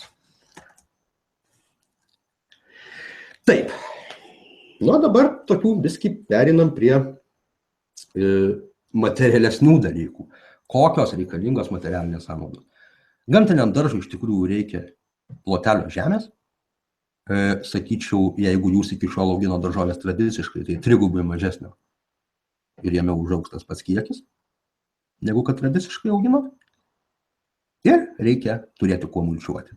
Tai yra, arba jūs pjaunat ten žolę kažkur tai, arba turit iš kažkur ten kažkokio seno šieno, ar šiaudų kažkokių galit gauti, ar lapų prisigrėbti. Čia yra daugybė įvairių variantų, mes juos aptarsim savaitgalio rytiniuose webinaruose, jau tada aptarsim detaliai, išsiaiškinsim viską, kaip kas daro iki Ž, kaip sakoma, nuo iki. Tai turėsim porą tokių serijų, šeštadienį ir sekmadienį ryte. Taip. Matot, nuotraukai pomidorai. Mūsų yra pomidorininkės, rimčiausios, bene gamtinės pomidorininkės Lietuvoje, kurie augina šimtus iš tikrųjų veislių pomidorų. Ne vienu metu, bet kas metai išbando vis naujas, vienų atsisako, kitas priima į sąrašą. Visas augina gamtiškai, matot, lysvės yra mulčiuotos, auga čia visokios žolytės. Ir jokių šiltnamių, jokių nieko, viskas laukia gražiausi egzotiški pomidorai pase auga. Tai ir yra, reiškia, dabar vėlgi čia tai yra tokia mada, ne mada, jeigu mada tai yra gera mada, kada ypač jaunų žmonių judėjimai mane žavi, kada nori žmonės išsaugot, mato, kad jau negerai, nori išsaugot tą sveiką aplinką ir galbūt daugelis tų projektų yra tokie utopiniai ir visiškai neturi kažkokios tai ten įtakos globalesnį tokie aplinkosaugai, bet tai yra gražios iniciatyvos ir netgi atliekamos lokaliai. Iš tikrųjų, jeigu gamtos neišsaugoja, tai bent gero žmogų auklėja. Kas liečia jaunimą, tai man tie dalykai patinka. Ir tie gamtiniai daržai pas mus yra iš tikrųjų tokie sveikos gamtos oazės. Tai yra daugybė gyvena vabalų, visokiausių vabzdžių, tai yra ir paukščiukų, ir driežų, ir varliukų, ir rupūžiukų, ir ko tik tai ten nėra. Tokiam darže tiesiog būti malonumas, nes jis yra gyvas, jis yra visas gyvas, ir kamanės ten po tais mulčiais. Žodžiu, tai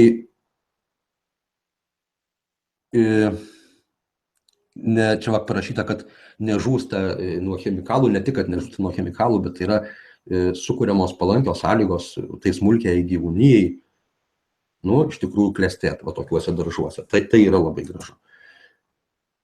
Ir be abejo, tai čia jau nepasiginčysi, sveikos aplinkos įtaka daržovių kokybė. Tai aišku, kur sveikoje aplinkoje sveikas daiktas užauga, nesveikoje nesveikas. Čia net nėra ką filosofuoti labai daug šitą temą. Mikroorganizmų įtaka daržo sveikatai. Tai yra vienas tokių esminių dalykų. Daržo sveikata dabar įsivaizduojam, kad tai yra ne daržovių sveikumas mums, nenaudingumas mūsų sveikatai, bet tai yra jų pačių sveikata, tai yra, kad jų ligos neįveikia ligos būtent bakterijų ir grybelių sukeliamos, va šiuo atveju turiu galvoje, kurios ir yra pačios dažniausios. Tai dabar įsivaizduojat, va tam mulčiu, kaip matot, va po šiais pomidorais, o čia yra mulčius, ne, ten yra kažkokie ten lapai, šienai, žolės, ten kažkas ten tokio, ten gyvena daugybė visokiausių mikroorganizmų. O bakterijos yra lengvos kaip oras ir jos su oro srautais nuolat kyla į viršų, leidžiasi žemyn, reiškia, va tam prie žemės tam sluoksnį yra masė ore skraidžiančių bakterijų, grybelių sporų ir taip toliau. Nu, mes, aišku, jų nematom, bet ten jų yra daugybė. Ir jos nusėda visur ant augalų, ir ant vaisių, ir ant lapų, ir ant visur. Reiškia, tas dalykas yra vadinamas gamtinėje žemdirbystėje mikrobiologiniu fonu. Reiškia, daržo ar tai sodo mikrobiologinis fonas. Kas vat, yra ore tuo momentu. Daugybė dirvoje gyvenančių ir organiką augalinę skaidančių mikroorganizmų, jie turi savybę, nu ne savybę, tokią, kaip čia pasakyti, galimybę stabdyti patogeninių mikroorganizmų dauginimąsi. Tai yra tiesiog konkurentai dėl maisto. Nu visiškai, sakykime, geriesiems tiems vadinamams mikroorganizmams neapsimoka, kad patogenai ar kitaip parazitiniai mikroorganizmai sunaikintų augalus, nes tokiu būdu jie negautų gliukozės. Ir jie gina savo gyvenamą teritoriją, savo maistą. Tai reiškia, jų fermentai stabdo dauginimąsi. Nu, pavyzdžiui, paprastas pavyzdys yra tokia bakterija, pagrindinė šieno skaidytoja šieno lazdelė, Bacillus subtilis, vadinosi lotyniškai. Ir jos fermentai būtent neleidžia sudygti fitoftoros sporoms, grybelio, kuris sukelia pomidorų ir bulvių marą.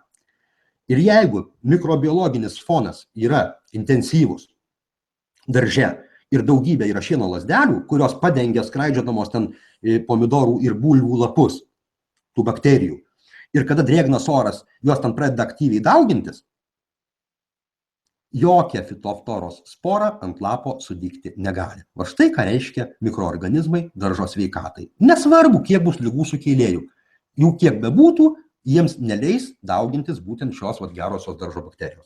Nu vėlgi, čia labai mes neišsiplėsim. Vabzdžiai, kaip minėjau, tokiuose daržuose, kur yra didžiulė augalų įvairovė, kur, nu, reiškia, kur yra mulčias, kur yra daugybė slėptuvių, kur pasislėpti neplika žemė.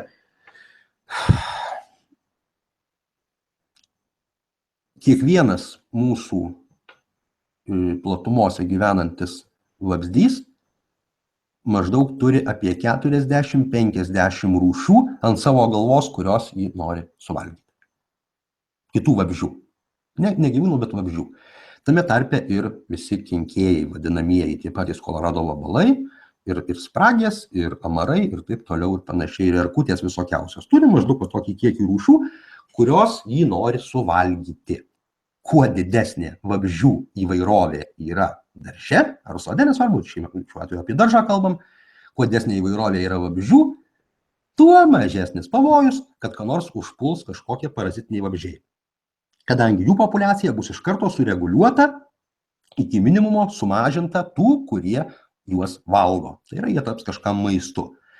Reiškia, tų vadinamų kenkėjų visą laiką kažkiek tai bus, bet juntamo žalos niekada nebus, kada yra suteikiamos sąlygos gyventi įvairiausių rūšių vabzdžiams darže.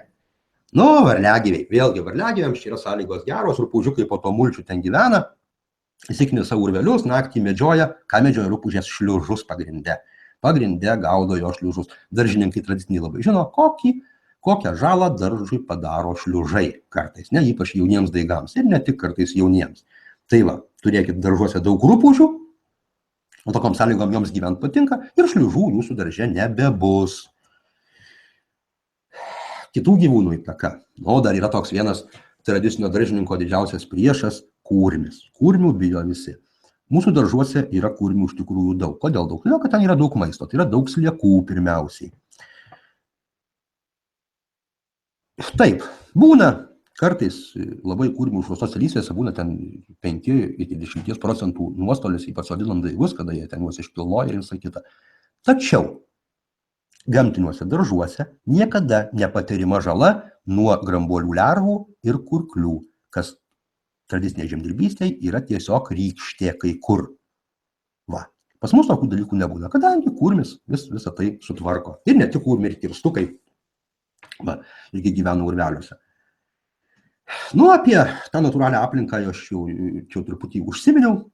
kad gamtinis daržas darniai įsilieja, kad tai yra, jeigu ypač netgi mieste, toks daržas privilioja daugybę smulkių gyvūnų. Turim tokios patirties iš mūsiškių, kada gyvendami miestuose, aišku, ten nedaugiabučių, galbūt kvartaluose, kur nuosavė labiau, tai taip, tas daržas būna gyvas. Būna daržas gyvas, daug gyvesnis ten už visą miestą, netgi ir už mišką kitą yra gyvesnis, kiek ten yra smulkių visokių gyvūnėlių gyvena. O jau nekalbant apie tai, kada yra kaimo vietovėje kažkur prie miško, ar prie natūralių pievų, ar prie kažkokio tai sodo, ar taip toliau, taip, tai yra tampa ir papildoma slėptuvė įvairiems vabzdžiams, ir paukščiukai, strazdai, visokie varnėnai pasikapsto, ten sliekučių randa, ir varliukai ten medžioja, driežiukai medžioja, žodžiu, tas daržas dalyvauja visoje gamtos kūryboje. Taip, jisai įsilieja toje vietoje darniai. Apie piktžoles truputį buvau užsiminęs, iš tikrųjų mes to pavadinimo, kaip sakiau, nebevartojam piktžolių. Iš tikrųjų, piktžolės gali padaryti tik tai vienintelę žalą kultūriniams augalams, tai yra užstoti jiems saulę. Mūsų lysvės daržuose yra taip maitinamos, smarkiai ir gerai maitinamos, kad konkurencijos dėl maisto jokio tikrai nėra. Tos vadinamos piktžolės purena šaknimis dirvą, mes jas nuskinam, nutraukiam, jos pasitarnauja kaip mulčias, vėlgi ten suvirškina, kitos iš jų ten žydi, vilioja nektaru mintančius vabzdžius. Daugybė mūsų plėšriųjų vabzdžių tai yra, kurie renka amarus, ten kiaušinėlius, vabzdžių lervas, maitina savo lervutes, daugybė jų yra patys minta nektaru ir žiedadulkėmis, suaugėliai. Reiškia, kuo daugiau darže žydinčių įvairių augalų, tai vėlgi tai ne tik tos vadinamos piktžolės, galima specialiai sieti įvairius medingus augalus žydinčius, prieskoninius ir taip toliau, ir neprieskoninius, ir gėlės visokiausias. Čia vėlgi aš netilpsiu, rūšių neprivardinsiu, netilpsiu laiką.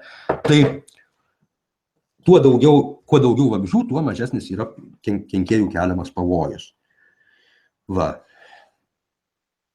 Čia vėlgi ta žolių įvairovės įtaka, be abejo, ten, sakykime, amarai, kokie mieliau renkasi visą laiką šalia augančią balandą, negu kokią nors daržovę. Yra tokie augalai laukiniai, kurie tarsi sušaukia, sutraukia ant savęs amarus.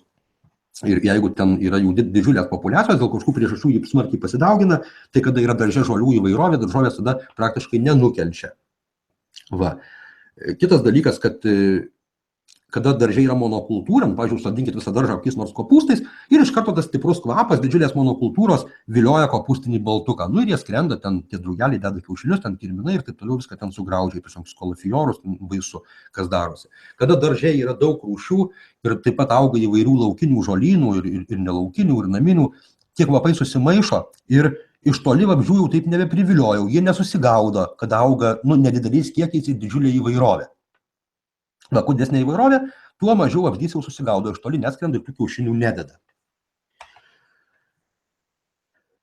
O kas liečia kokybę, aš sakiau, kad mūsų daržininkai pastebėjo iš tikrųjų tą dalyką, kad kada daržai yra tokie pusiau apleisti, mažai ravimi, be reikalo neravimi, daržovės yra stipresnio skonio, geresnio aromato, tai reiškia, kad jose yra daugiau biologiškai aktyvių medžiagų. Čia yra rodiklis 100%, nereikia jokių ten žolių įtaka dirvos derlingumui, irgi jau minėjau šitą dalyką, kad tai yra jos ir purena dirvą, plus kiekvienas augalas kaupia savyje truputį skirtingus kiekius įvairių ten tokių mikroelementų įvairiausių, kurie būtent nuskynus jas, nutraukus ar ten išrovus, padėjus ant mulčio, sugrįžta iš gilesnių dirvos sluoksnių, kai kurios piktžolės turi labai ten kevarnalėšą, pavyzdžiui, šaknis metrinė, usnių ten dar ilgesnė šaknis, iš gilių dirvos sluoksnių pakelia mineralinės medžiagas, sukaupia savo lapuose, mes jas padedam ant mulčio ir būtent į dirvą grąžinam tai, kas iš jos kažkada tai kažkur tai ten išgaravo ar buvo išnešta su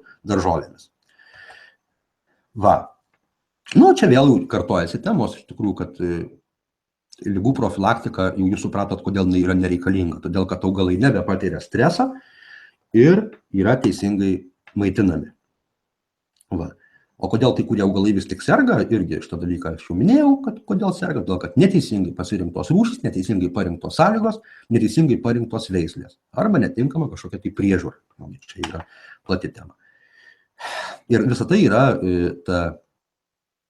tinkamai sukurtos sąlygos ir yra natūrali ligų profilaktika. Reiškia, daugiau mums praktiškai nieko daryti nereikia. Mes negalvojam, ten sirgs, nesirgs, tiesiog kuriam augalui teisingas sąlygas ir tie susirgimai būna, būna iš tikrųjų, kartais būna, bet tai jau yra išimtiniai atvejai.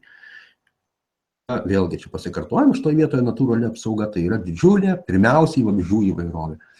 Mes kartais klaidingai įsivaizduojam, kad ten, turbūt čia iš senovės pasakų, kad ten, pagrindiniai ten kenkėjų naikintojai, tai ten zylutės, varnėnai ten kokie nors ežiukai ir briežiukai. Iš tikrųjų tai taip nėra, tai jie sunaikina labai mažą dalį.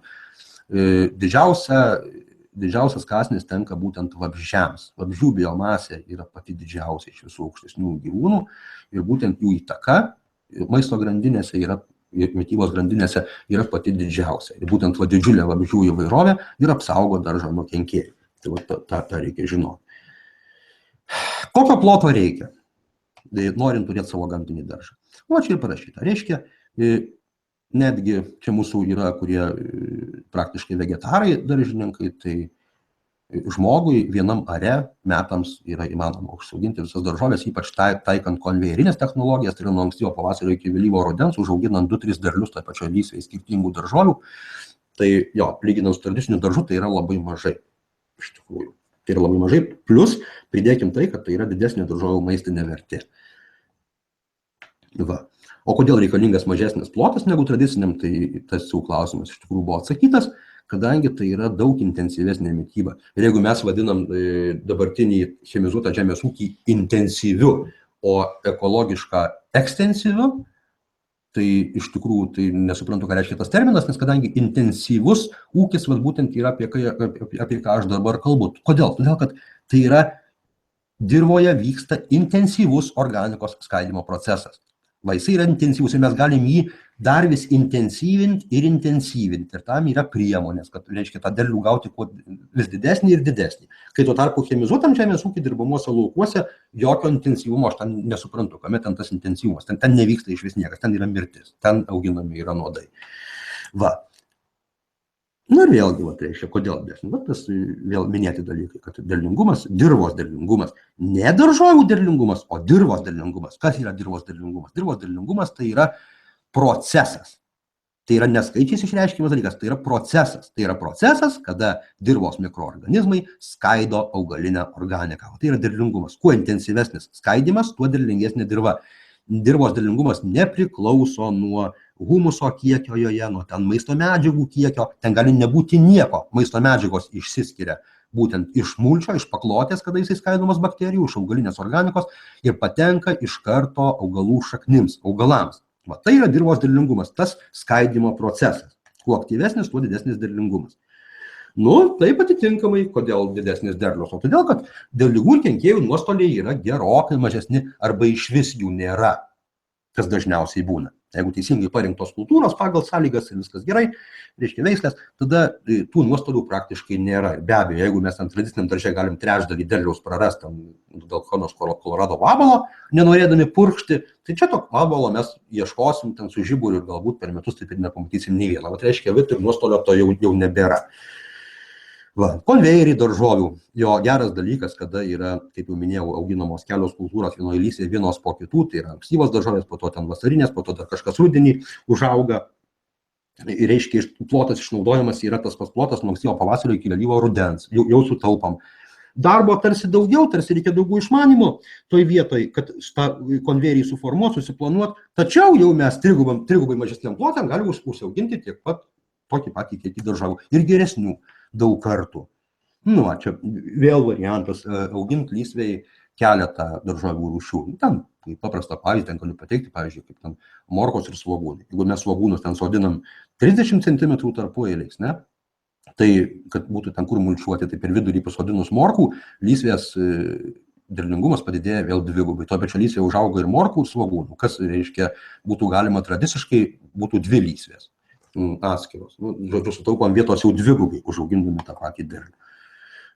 Pačios daržovės matėte, aš ten rodžiau ten porą nuotraukų, tai yra taip. Pačios daržovės yra didesnės ir didesnis kiekis užaugo tam pačiam plote. Čia kitas dalykas, ko reikia. Ten reikia tiek ploto daržą norint įsirengti. Čia reikia mulčio. Reikia turėti.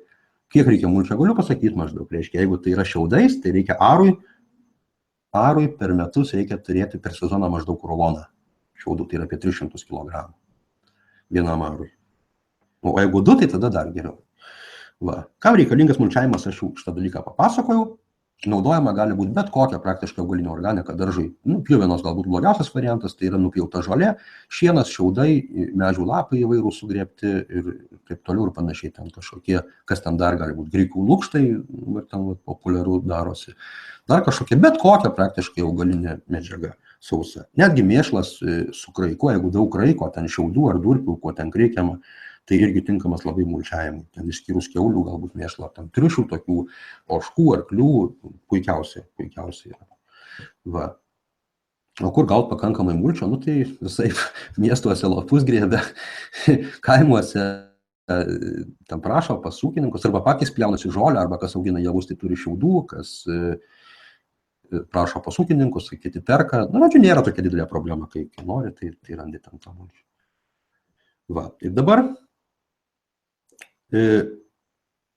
buvo čia toks pristatymas, kas tai yra ta gamtinė daržininkystė.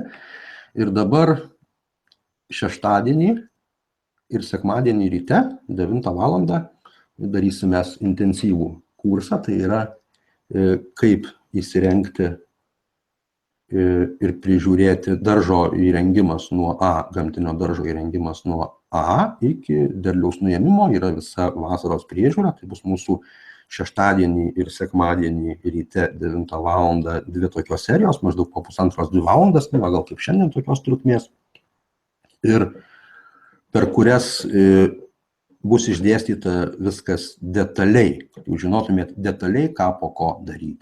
Po to intensyvo, kas dalyvaus intensyviam šitam mokyme, gausit kiekvienas į savo elektroninį paštą planelį, kur bus viskas jums surašyta punktais, kada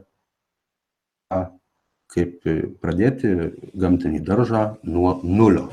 Kaip šiais metais jau turėti iš to realius rezultatus. Va.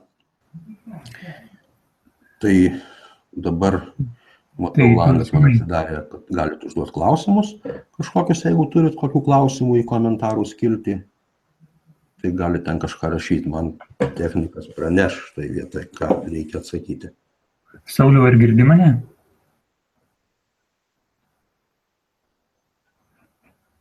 Tai palaukit, Saulius negirdi, tai pažiūrėsim.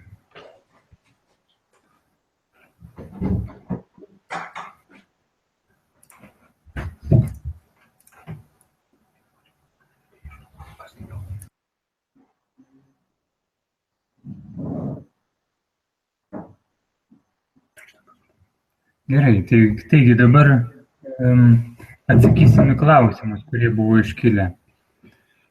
Tai ar mane girdit gerai? Padėkit pliusiuką, jeigu girdit. Kaip pasodinti grūdines kultūras į nekastą dirvą? Ar girdit? Padėkit pliusą.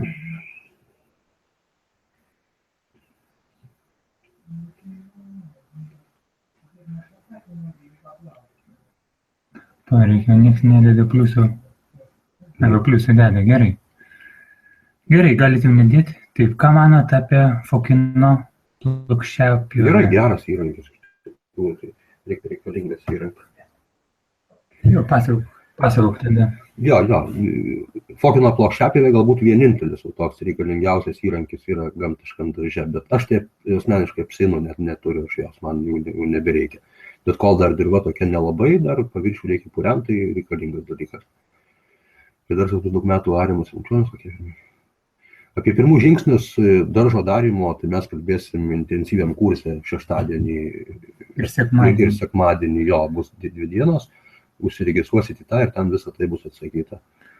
Seminarą bus galima įsigyti, nuorodą jūs turėjot gauti, tai palaukit dar kartą dėsiu. Bandykit nuorodą paspauskit, pamatysit viską, kas ten bus intensyvę ir jūs galėsite, jūs patogausite jų įrašą, galėsite bet kada peržiūrėti, gausite planą, kaip viską daryti. Apie seniau purkštą žemę, aš kaip suprantu, glifosatų, kaip greičiau atstatyti, vėlgi mes jau šiandien neišsiplėsim, tai bus atsakyta į tos klausimus savaitgalio būtent intensyviam kursui. Kaip kovoti su sraigėmis mulčiuje? Su sraigėmis kovoja, kaip ir kalbėjau, reiškia, yra visi ten tie plėšrūnai ir ežiukai, ir rupūžės sraigių nevalgo, pagrindė ten tuos jonvabalių lervos ir taip toliau, reiškia, sukūrimas didžiulės biologinės įvairovės, apie ką mes vėlgi ten kalbėsim paskui plačiau, dabar tiesiog šiandien netelpam į laiką, tai tą dalyką puikiai sutvarko. Ypač kaimo vietovė, tai visiškai paprasta. Kur paimti lysvei tinkamo dirvožemio? Nereikia į dirvožemį iš vis labai kreipdėmesio, tai yra koks yra, jeigu tai yra neužmirkusi vieta, praktiškai bet kur galima padaryti normalų daržą, būtent mulčio pagalba. Bet tai čia vėlgi, čia yra ilga kalba. Kaip atsikratyti kurmiais? Nėra jokio reikalo atsikratysit kurmiais, jūsų daržas suės grambuoliai ir kurkliai. Geriau su kurmiais išmokti susidraugauti, čia vėlgi. Taip, Ne, ligų yra nuo mulčio jokių neužsinešama, apie ligas aš kalbėjau, apie ligų priežastis. Tada ir užduodam to pačiu klausimą, nes kai kurie žiūrės įrašą, jie nematys, į kokį mes klausimą atsakom. Tai ar mulčiuojant rudeniniais lapais, gribtais pavasarį, neužnešama kokių nors ligų į dirvą? Ne, ligų priežastys yra ne jūsų kėlėjuose, o yra sąlygos. Jeigu geros sąlygos, kėlėjai dirbo yra suvalgomi greitai. Ar yra kokio nors mulčio, kurio geriau nenaudoti ant savo lysvių daržo? Yra ąžuolų lapai. Va, trumpai aiškiai. Taigi, tada dar kaip dėl skruzdėlių? Labai gerai skruzdėlės daržė, kuo daugiau, to geriau, negalima naikinti. Kaip auga mulčiuotos šilumėgės daržovės? Arbūzai, melionai, mulčias neleidžia įkais dirvai, o šie augalai mėgsta šiltą dirvą. Yra mulčio skirtingų rūšių. Tamsus mulčias, pavyzdžiui, kokia nors durpė, kaip tik skatina dirvos įšilimą greičiau, o šienas, ten šiaudai, kaip tik vėsina. Čia vėlgi yra skirtingi dalykai. Drėgnas mulčias dirvą šildo, sautas vėsina. Nu, juk tai ten visi procesai, juk šildo dirvą. Taip, dar čia iš seniau klausimai, gal spėsiu šitą. Ar galima iškart sėti į mulčiuotą lysvę? Kokias kultūras nerekomenduojama sėti į mulčiuotą lysvę? Nes kad ir per plona mulčia neprasimuš daigai. Ačiū. Tai čia apie tai turbūt kalbėsim savaitgalį. Sekmadienį tai yra visa technologija auginimo, tai šiandien negalim jau išsiplėsti kiti. Jo, čia labai ilgai užtruksim, jeigu apie viską pasakosim, kaip tą daryti. Šimtai jau. Jo. Neatsakysim. Tai daugiau skruzdėlių. Ne, savaitgalio bus mokamas, aš nusinčiau jums nuorodą. Palaukit, dar kartą mėsiu. Pažiūrėkite, jūs atsidarykite. Pasižiūrėkite, ten bus viskas konkrečiai aprašyta, kas bus, kas įeina.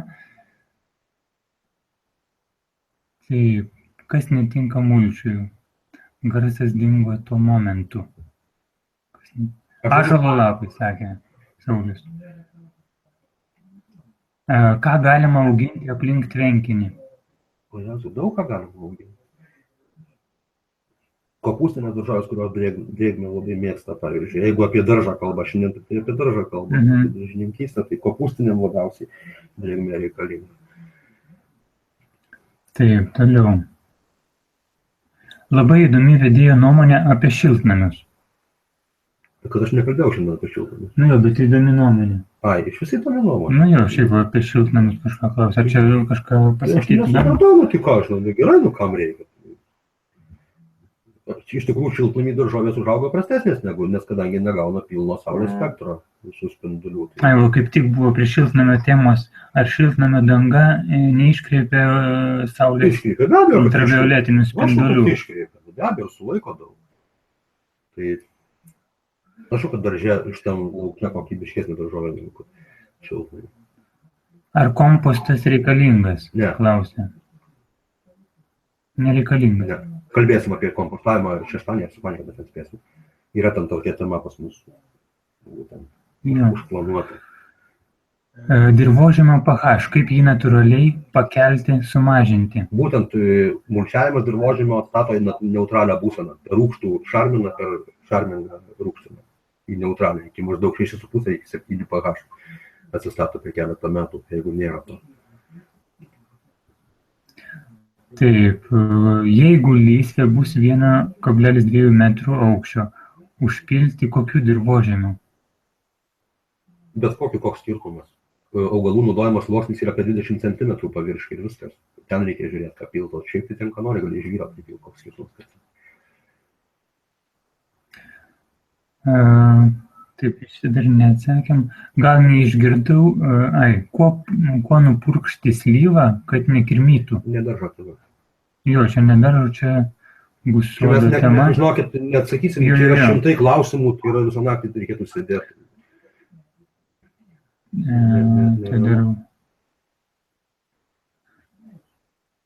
Čia jo dar buvo klausimas, kaip tą gamtinį daržą pasidaryti. Turiu žolės apaugusi plotą, ką daryti. Tai bus šeštadienį būtent apie tai tema, nuo ko pradėti ir kaip daryti. Ir kur sėklas pirkti irgi. Apie viską bus. Apie šeštadienį bus viskas konkrečiai. Pasakyti žingsnis po žingsniui, kad jums būtų patogu greitai, kas nenori, sakant, daug laiko skirti, ieškojant informacijos, viską skaityti, bandyti, daryti klaidų. Tai Saulius paruošė, žodžiu, visą savaitgalio tokią prezentaciją, per kurią jūs galėsite grinai daryti pagal ją tiesiog ir gauti gerus rezultatus. Taip, toliau žiūrim. Jo, apie slyvą čia ne ta tema dabar. Sakėte, po visokių raundapų žemė 100 metų sunaikina. Ar yra kokie būdai pagerinti tų chemikalų suirimą? Yra, bet čia vėlgi, ilga pasaka. Yra visa technologija, kaip jo. Dviem žodžiais, jeigu kažkas tokio, dabar neverta tai. Yra, reikia, žodžiu, labiausiai būtent procesas, visas toksinės medžiagas uždaro į huminius junginius. Apie tą procesą mes kalbėsim vėlgi savaitgalį, kaip padaryti, kad humuso susidarimas dirvoje vyktų intensyviai. Būtent humuse yra tos visos medžiagos užrakinamos augalams nuodingos medžiagos augalams neprieinamoje formoje. Būtent dirvožemy jos lieka, niekur nedingsta, bet augalai jų nebeįsiurbia ir mes negaunam. Sunkieji metalai ypač pagrindė visi. Taigi Vytas klausė, ar galima įrašą intensyvų gauti ar gyvai. Geriausia, kad dalyvautumėt gyvai, nes tada galėsite iš karto užduoti iškilusius klausimus, bus realių laikų, reiškia, Saulius pasakos viską, kaip daryti ir jūs galėsite iš karto uždavinėti klausimus ir galima bus iš karto juos atsakinėti. Bet jeigu negalite ten savaitgalį dalyvauti, tai tada bus tiems, kas įsigys, bus įrašas atsiųstas. Taigi, mulčiuoju jau 3 metus, bet pelės pakelia visus daigus, kasa urvus po šaknimis. Net pelės ant kūrinių greičiausiai. Čia klausia, kasa urvus po šaknimis? Ką ten tas pelės? Čia kūriniai greičiausiai. Kūriniai, aišku. Jeigu šaknų nenugraužia, tai tik pakelia, tai kūriniai. Pelėnai, ten pelių daržė nebūna pelėnai, bet tai pelėnai jie graužia šaknis. Ir visokias morkas. Kaip apsisaugoti nuo katinų? Tai dar paskutinių pažiūrim porą klausimų. Dar palaikyk čia dabar dar 5 minutės. Kaip žadėjom, iki 2 valandų, kad sutilpsim, reikės ir Saulių pailsėti. Kaip apsisaugoti nuo katinų, kad nekastų pasodintų sėklų dirvą? Nežinau, kaip apsisaugoti nuo katinų. Tie, kur pelės gaudo. Gal pamaitinti reikėtų? Gal uždaryti? Persėja. Taip, ką galite pasakyti apie EM kurungą? Nežinau, konkrečiai iš to preparato nežinau, kas tai yra per EM, bet visi jie yra galima naudoti daržuose visus efektyvių mikroorganizmų preparatus. Čia dabar, jo. Avietės tokiu būdu verta auginti? Viską verta, be abejo, tai čia viską taip auginam, visus sodus, viską. Taip, patauksim. Skruzdėlės išnešioja amarus, o tie kultūrų lapiją susuka. Sutvarkys. Jo. Sutvarkys, žodžiu. Taip. Dalyvaukit savaitgalį, sužinokit, kaip įsirengti ir, žodžiu, problemų, Saulius sako, neturėtų tokių būti.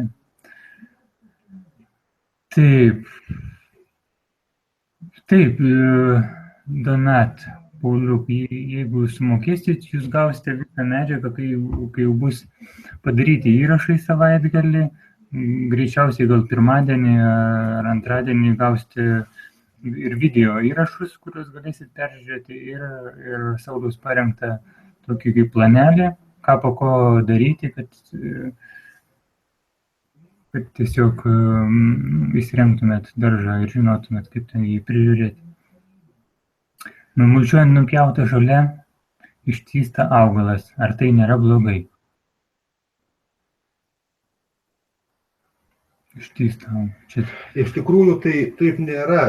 Nebent jūs mulčiuojat labai sumaltą iš vejapjovės ir duodat jos labai daug, kad gauna augalas per didelį kiekį azoto. Iš tikrųjų, jeigu tokia situacija yra, tai žolę prieš mulčiuojant reikėtų gerokai apvytinti, kad prarastų daug drėgmės. Ir jokių būdų negalima mulčiuoti sukaitusią žolę. Būna krūvoj, pabūna ir sukaista. Tai išteisimas be abejo yra blogai, tai rodo maisto medžiagų disbalansą mitybą. Tai gerai. Šeštadienio ir sekmadienio įrašas bus. Užėkite į nuorodą, ten bus viskas parašyta. Kaina taip pat, užėkite į nuorodą, viskas tenai parašyta.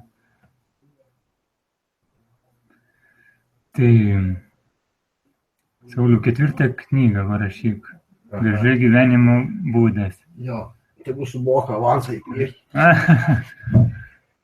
Saulius sakė, kad knygų rašymas nėra pelninga nuostolinga veikla.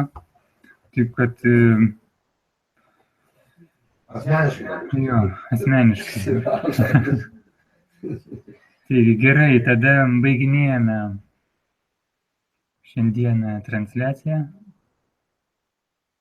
Tai sausas šienas tinka? Taip. Tinka.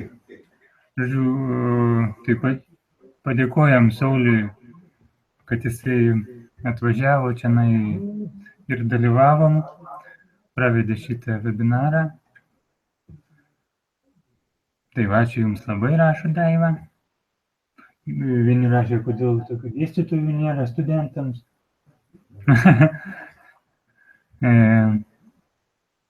Gerai, taigi, jeigu Jums reikia sužinoti, kaip įsirengti daržą, užėkite į nuorodą, viską pažiūrėkit. Visi rašo ačiū. Viskas, žodžiu, gerai. Tai ką, dėkui, kad dalyvavote ir Jūs. Tikiuosi buvo įdomu ir tada susitiksim kitą kartą. Planuojam šiaip daryti įvairiomis temomis ir apie sodą ir kitomis. Saulius jau ruošia. Taip, kad jeigu bus susidomėjimas, tai tęsime.